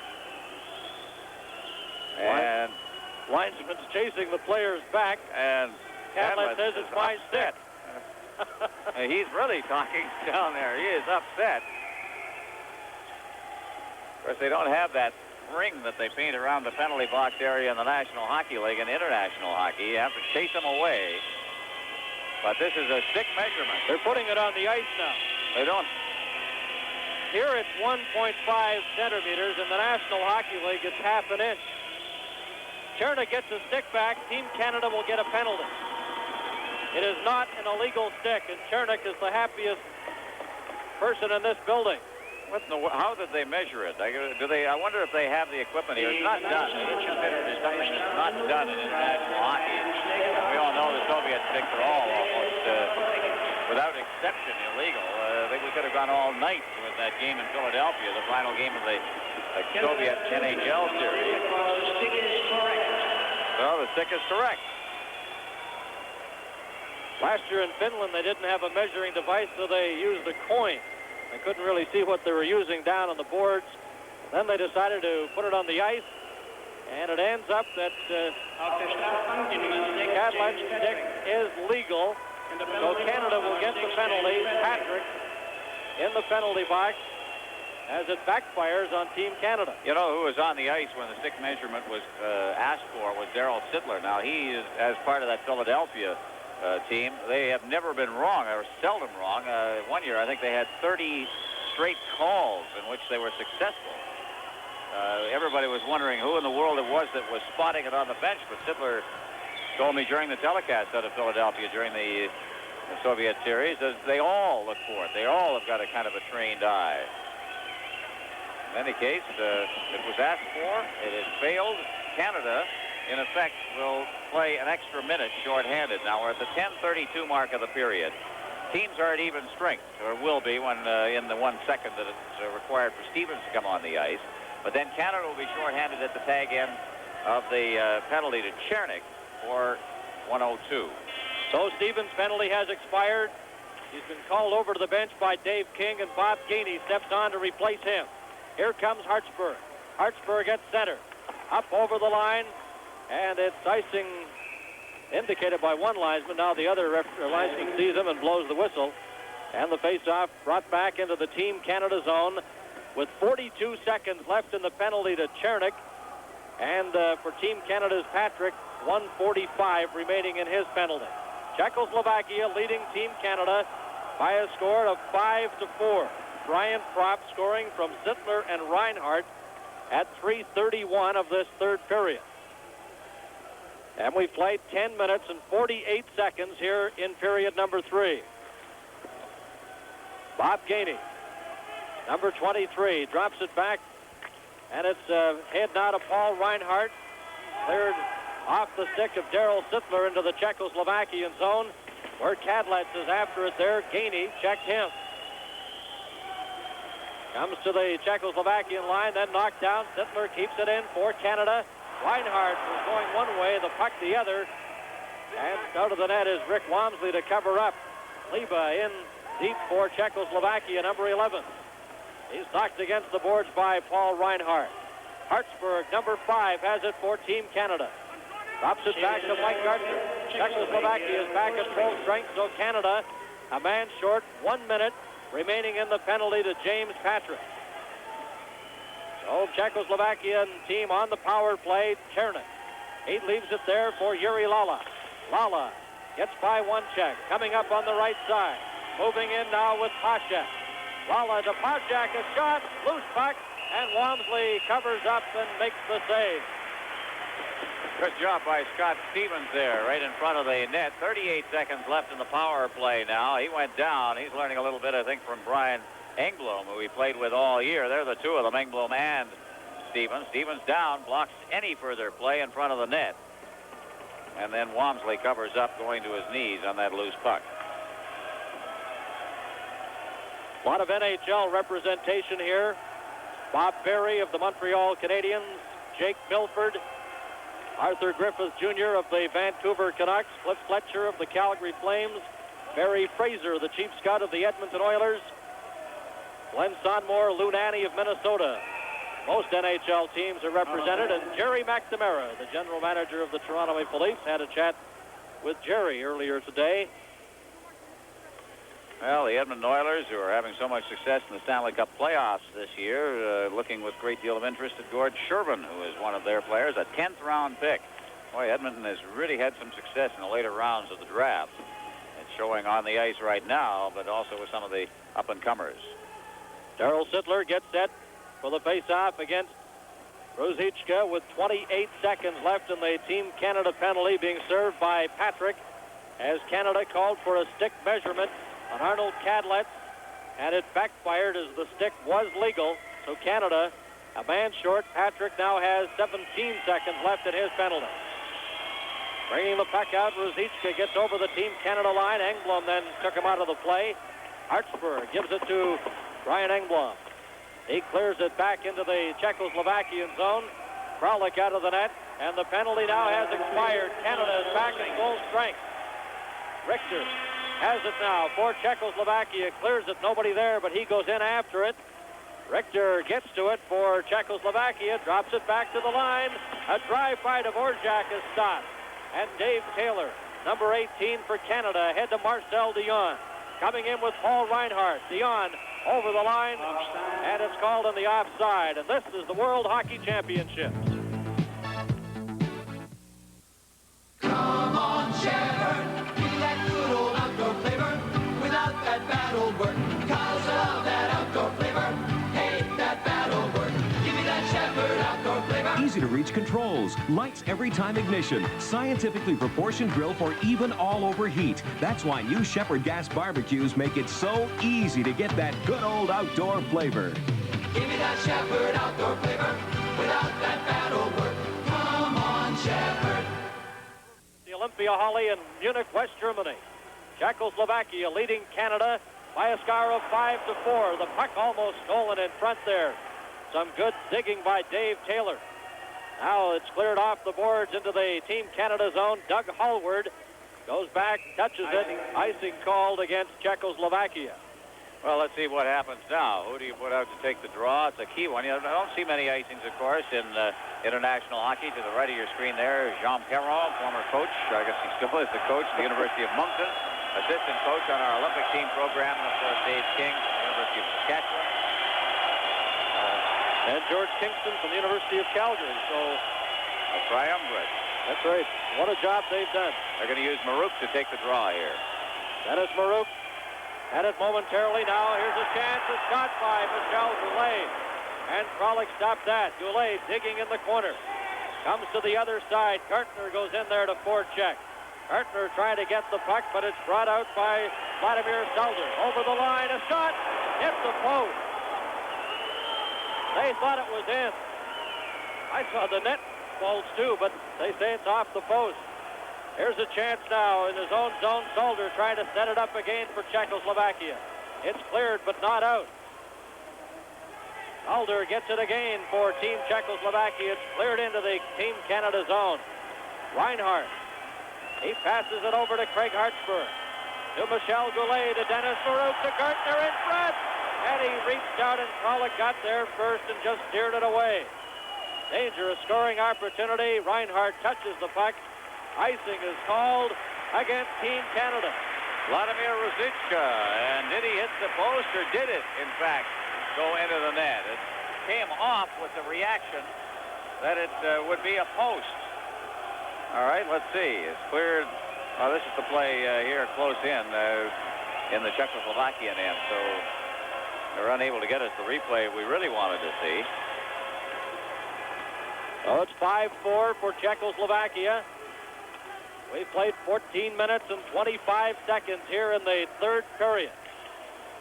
Canada has scored just one goal in this third period, but it gets them right back into it. Sittler trying to get the puck from the side. Here's a chance in front. John Anderson lost it as he pulled in front of goaltender Kralik. Drops it back now. Ryan Engblom gets the return pass coming straight up the middle for Team Canada. Try to drop it to Anderson in front. Sittler goes after it there. Anderson digging.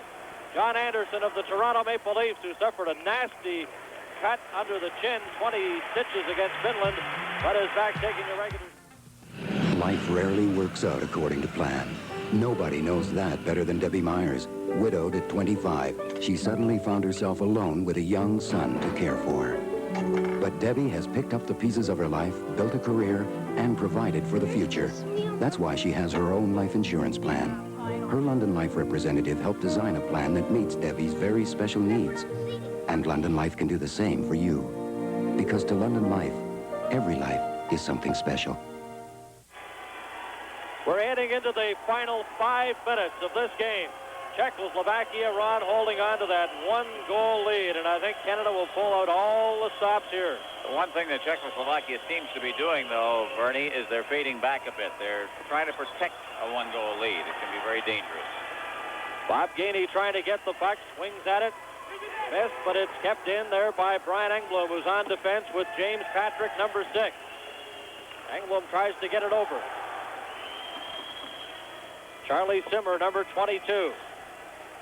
Out there with Bob Gainey. Now Marcel Dion is on the ice. Marcel Dion, the captain, goes after the puck, brings it in. Here's Gainey trailing on the play. Dion's shot is covered up by Kralik, so there is no rebound for Gainey. Well, Dion needed a man in the slot there. He went in, and then Kralik really had an easy save to make because he just couldn't find the man. Good move by Dion with that little kick that he has. He just stepped around the defenseman, Dvorak. Now he moves in, but there's nobody in the slot for him, so he had to take the shot, hoping that Kralik would make a mistake, and Kralik hasn't made that many of them here tonight. 4 minutes and 28 seconds remain to be played in the third period. Here's a break now for Liba, coming in for Czechoslovakia. Reinhardt is back quickly to cover him.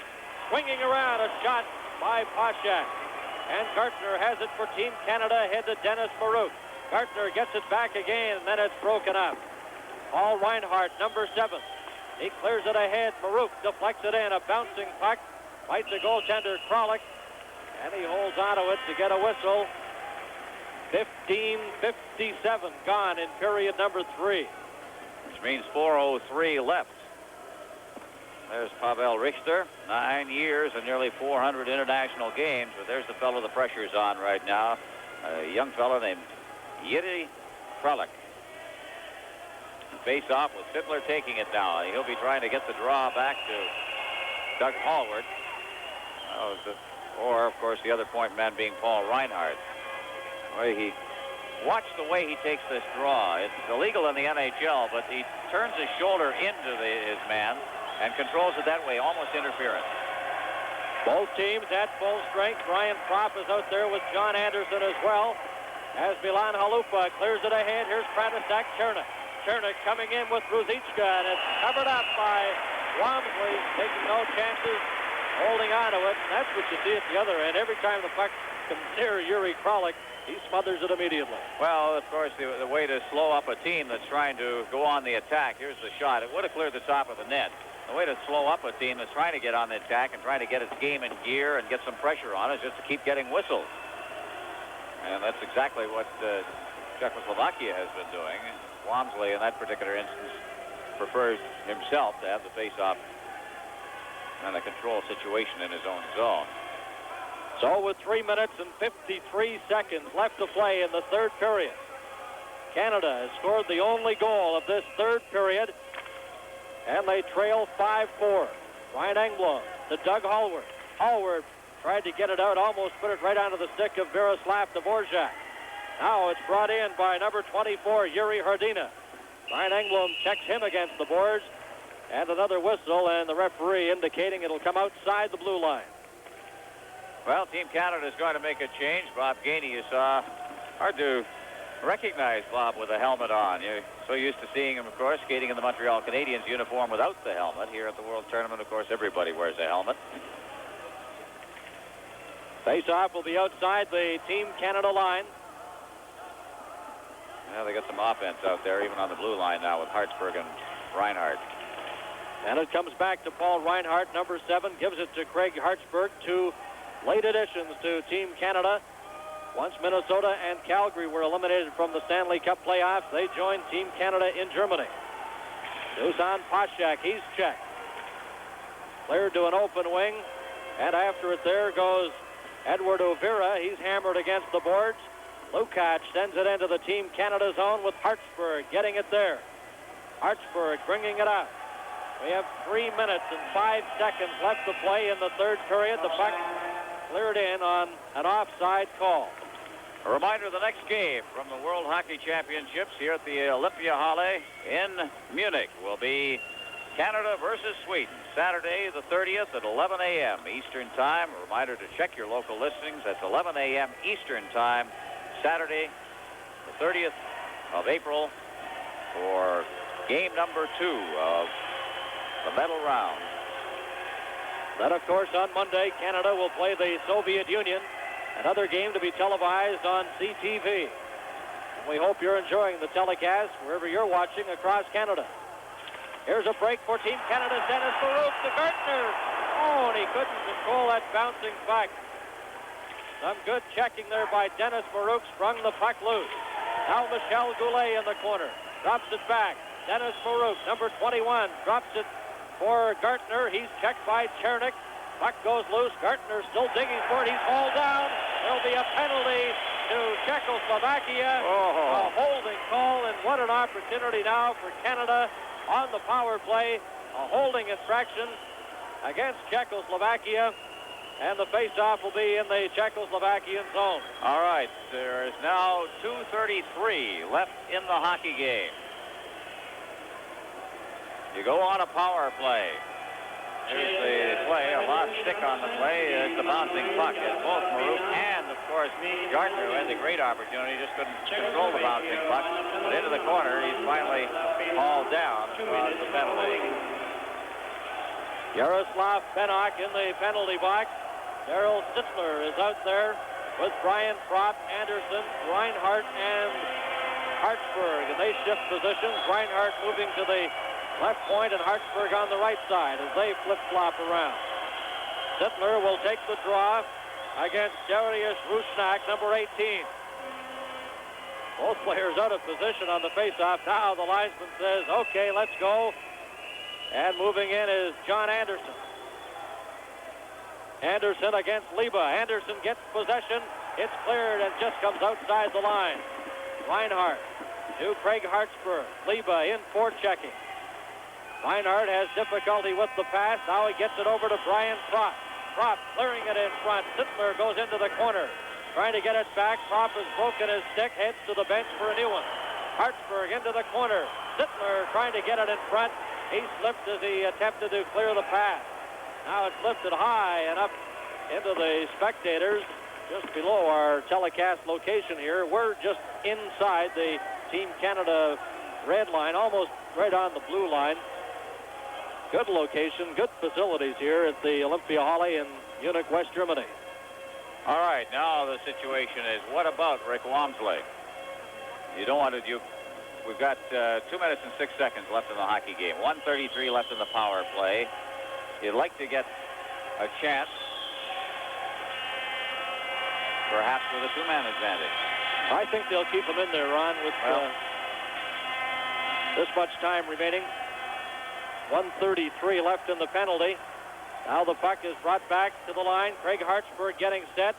Hartsburg drops it into the corner now. Here's Goulet in front. Comes off the stick. Gartner goes after it. Gives it to Paul Reinhardt. He was checked, and it's cleared out.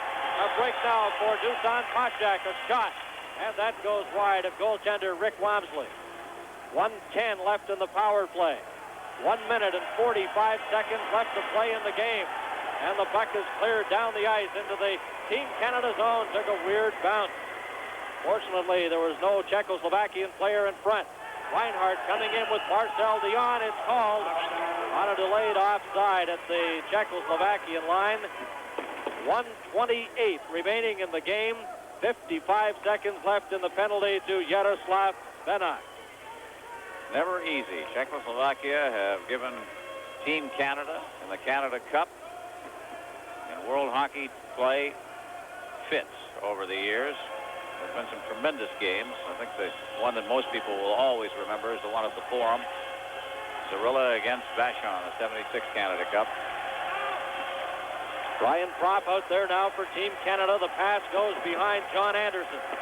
Anderson with 45 seconds left in the power play. Canada, Paul Reinhardt, watched by Liba, gets the pass ahead to Anderson with Daryl Sittler. Anderson getting set. The shot goes over the top of the net. Hartsburg keeps it in. Craig Hartsburg to Sittler right in front. Loose puck, and it's backhanded down the ice. 1 minute left to play in the game. Czechoslovakia leading 5-4. Here's Reinhardt coming in for Canada. Reinhardt in front, and he was checked. Hartsburg with 15 seconds left in the penalty to Benok. And it's cleared down the ice.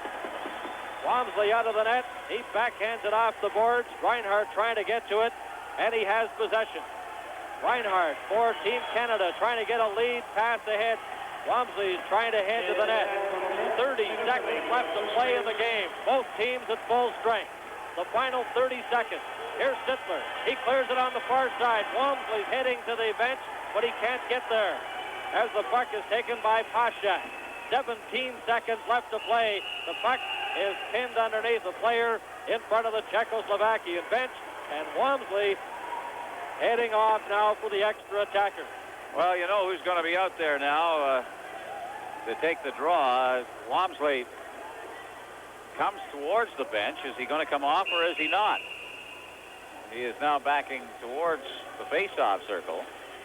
14 seconds remaining. So with the face-off run just outside the blue line, obviously they're going to try to slap it right from the draw, get it in there, and then the extra attacker will come out. Walmsley standing almost at the Team Canada blue line. 14 seconds left in the game. Czechoslovakia leading 5-4. There it is, slapped into the corner. Walmsley's off for the extra attacker, and that's Daryl Sittler coming out.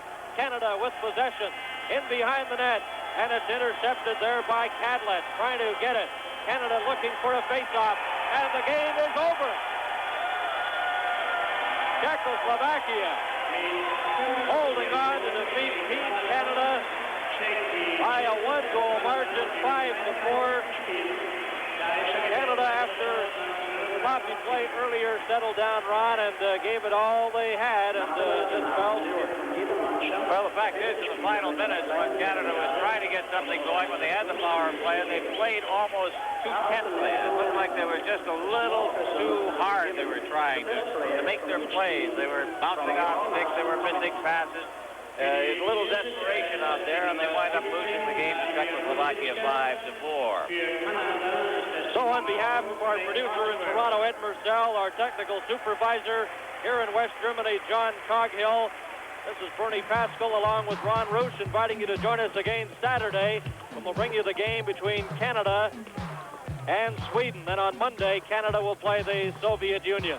You're watching the World Hockey Championship.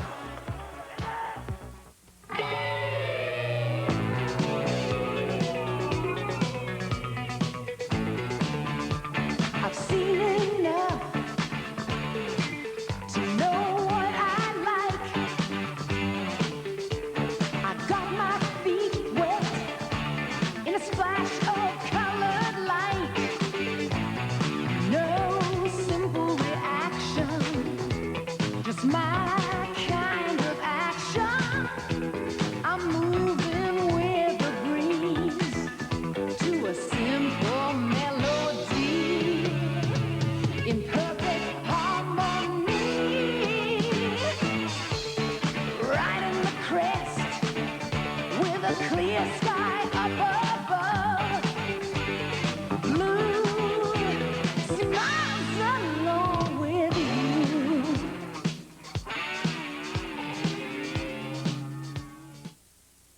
Well, it's all over. Canada lost the first game of the medal round to Czechoslovakia 5-4, and very quickly, here's how it happened. Yuri Lala scored twice in the first period, the first coming with just 14 seconds gone. Quite a shocker, got by Rick Walmsley. He's added a power play goal, but then Craig Hartsburg rounded up the scoring in the first period with a blast from the slot. It was 2-1. In the second frame, the Czechs scored 3 times. Rushnak, Kadlak, Ruzicka, and it was 5-2 after those second period of play as Gord Shervin tipped in a Craig Hartsburg shot from the point to score for Canada, and Paul Reinhardt off a face-off with a blast also finding the range. In the third period, Canada, for the first time in the hockey game, got off to a strong start to open a period, and they scored the first goal. At 3:31, Brian Propp got a good bounce, some good fortune for Canada. We were behind by just 1 goal, 5-4. But then, despite all the penalties and the manpower advantages both sides had for the remainder of the hockey game, no one could score. With his comments, John Robertson joins us once again. John, with the Toronto Sun, you've been watching the whole game. What were your overall thoughts? Well, the irony, of course, is to lose the game on that fluke goal that went off Gainey's stick. Otherwise, Team Canada could have won it, and they could have won it not playing nearly their best. I thought that they played tentative hockey most of the game. They remind me of somebody who's like a pitcher who's been told how to pitch, and while he's in the game, he's trying to remember what he's doing right. Like here's, you got King is telling him, okay, you've got to play this style, and that they got to think on the job. Meanwhile, with the Czechs, they're out there, reckless abandon, skating all over. They know what they have to do. They've been doing it for months together. Considering the fact that this team's only been together for about 6 games, I think you can forgive some of the lapses in teamwork. And I think this club is going to get better. I think you're going to see them at their best against the Soviet Union. With a little better goaltending today, not that Walmsley was at fault, but with the big save here and there, they could have won the game, 2-3 goals. They're going to get better. They're going to hit their peak just as they play the final game of the tournament. This is Canada's problem every year. But one of the problems, too, they're going through, and I remember King had the same problem with the juniors, is that you tell them not to take stupid penalties, okay? And they stop hitting. Because in Canada, we think of aggressive hockey as taking a run at somebody, getting a penalty. That's aggressive hockey. I think Canada's going to have to learn to walk the line between finishing their check, being physical with these guys, but not taking the penalty. Certainly, they handle themselves very well in that department. A couple of cheap penalties, but nothing serious. But what I think killed them most of all is still trying to get used to each other against a team that is out there like a national ballet company, you know, and that's what we're still spotting them. We're not beating ourselves with dumb penalties, but we don't have the glue. We're not together yet. I want to ask you about 2 things that I want to ask the coach about when we get Tom Watt back in here. One, the timing of the measurement of the stick. I think the timing was perfect, but I don't think the guy know how to work the device. I think he had it on the ice one time. He had it against the wall. Now, quite obviously, you've seen how these things work. They never call them unless the trainer or somebody in Team Canada's party has spotted that stick and knows the name of the player and said, this is the one you can call if you need it. So, obviously, that stick was illegal, but you could see the referee was all thumbs trying to work this thing. I think last year they had to use a coin. They're not familiar with that over there. So the call didn't work, so it backfired. But I think had the referee probably known how to work that device, it would have been a big plus. It did set them back for a couple of minutes and maybe destroyed the momentum a little, but I don't think it cost them the game. The second factor, when do you pull your goaltender? Team Canada had the penalty, the manpower advantage with 2 minutes and 33 seconds to play. Should they have pulled him sooner? I don't think so. I think, you know, in more cases you see that open net goal, I think 5 times out of 6. I think King did exactly the right thing. They had their chances. They had trouble getting the puck up together. If they had played it properly, they would have maybe had 2 or 3 more scoring chances.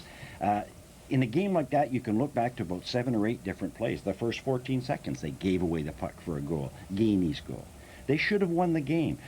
But what is most encouraging to me is here you have a team, collectively, which I don't think could finish in the top 6 in the NHL. Maybe you'd have 2 of them on a Team Canada team, and yet they went out there, not only didn't disgrace themselves, they should have won the hockey game. And what it proves to me, and should prove to a lot of Canadians, is if we stop beating ourselves with dumb macho mistakes, that we can go over there with any kind of an NHL club and good coaching, and we can win.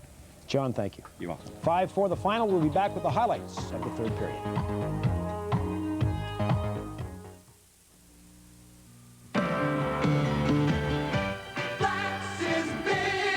Black's is bigger prints and 2 free 5x7 enlargements. Black's is better quality and 2 free 5x7 enlargements. Black's is more beautiful. It's Black's custom photo finishing for beautiful prints guaranteed back fast. And now, get a coupon worth 2 free 5x7 color enlargements from your color negatives. Black's is photography. Again, the final. Tom Watt is back with us. I asked John Robertson a couple of questions. First about the measurement of the stick. Your thoughts?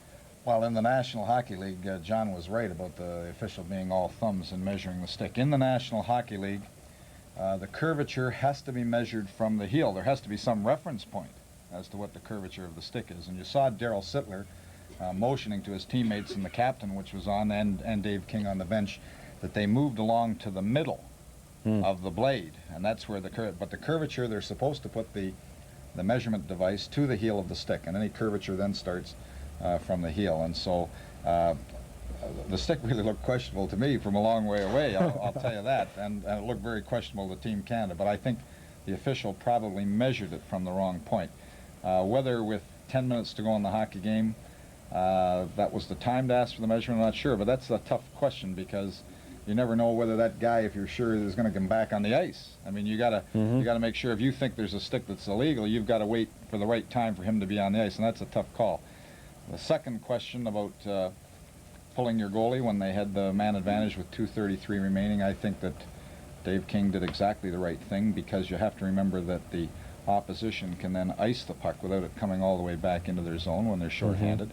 And with the goaltender out of the net, that gives them a free ice, which perhaps is going to go in the net. So I think he did exactly the right thing in keeping him in there. He tried to get him out with the last 30 seconds to go, but it was a little tough because they didn't have clear possession of the puck. What highlights have you got for us? Well, there weren't that many in the third period, except I thought it was good forechecking that resulted in Team Canada's goal. The puck goes into the end, and Daryl Sittler does a real good job digging it up, and watch it hit the official skate. Whoops, there it is. He gets the big assist, because with Sittler going in and doing the hustling and doing the forechecking, he tried to throw it out in front of the net. Now here we see the Czechoslovakian player Richter going right around Stevens. It's a 3-on-1. He goes around Stevens. 3-on-1. Engblom makes a super play here. 3-on-1, blocks the pass, and then holds it for a face-off. And then what happened, there were three consecutive penalties. But here, Scott Stevens, again, didn't want to be beaten. Here's what happens, same play, only this time he doesn't let him go around him. He cuts him down, and it results in a penalty. And the 3 consecutive minors being down on the goal took a little bit away, I thought.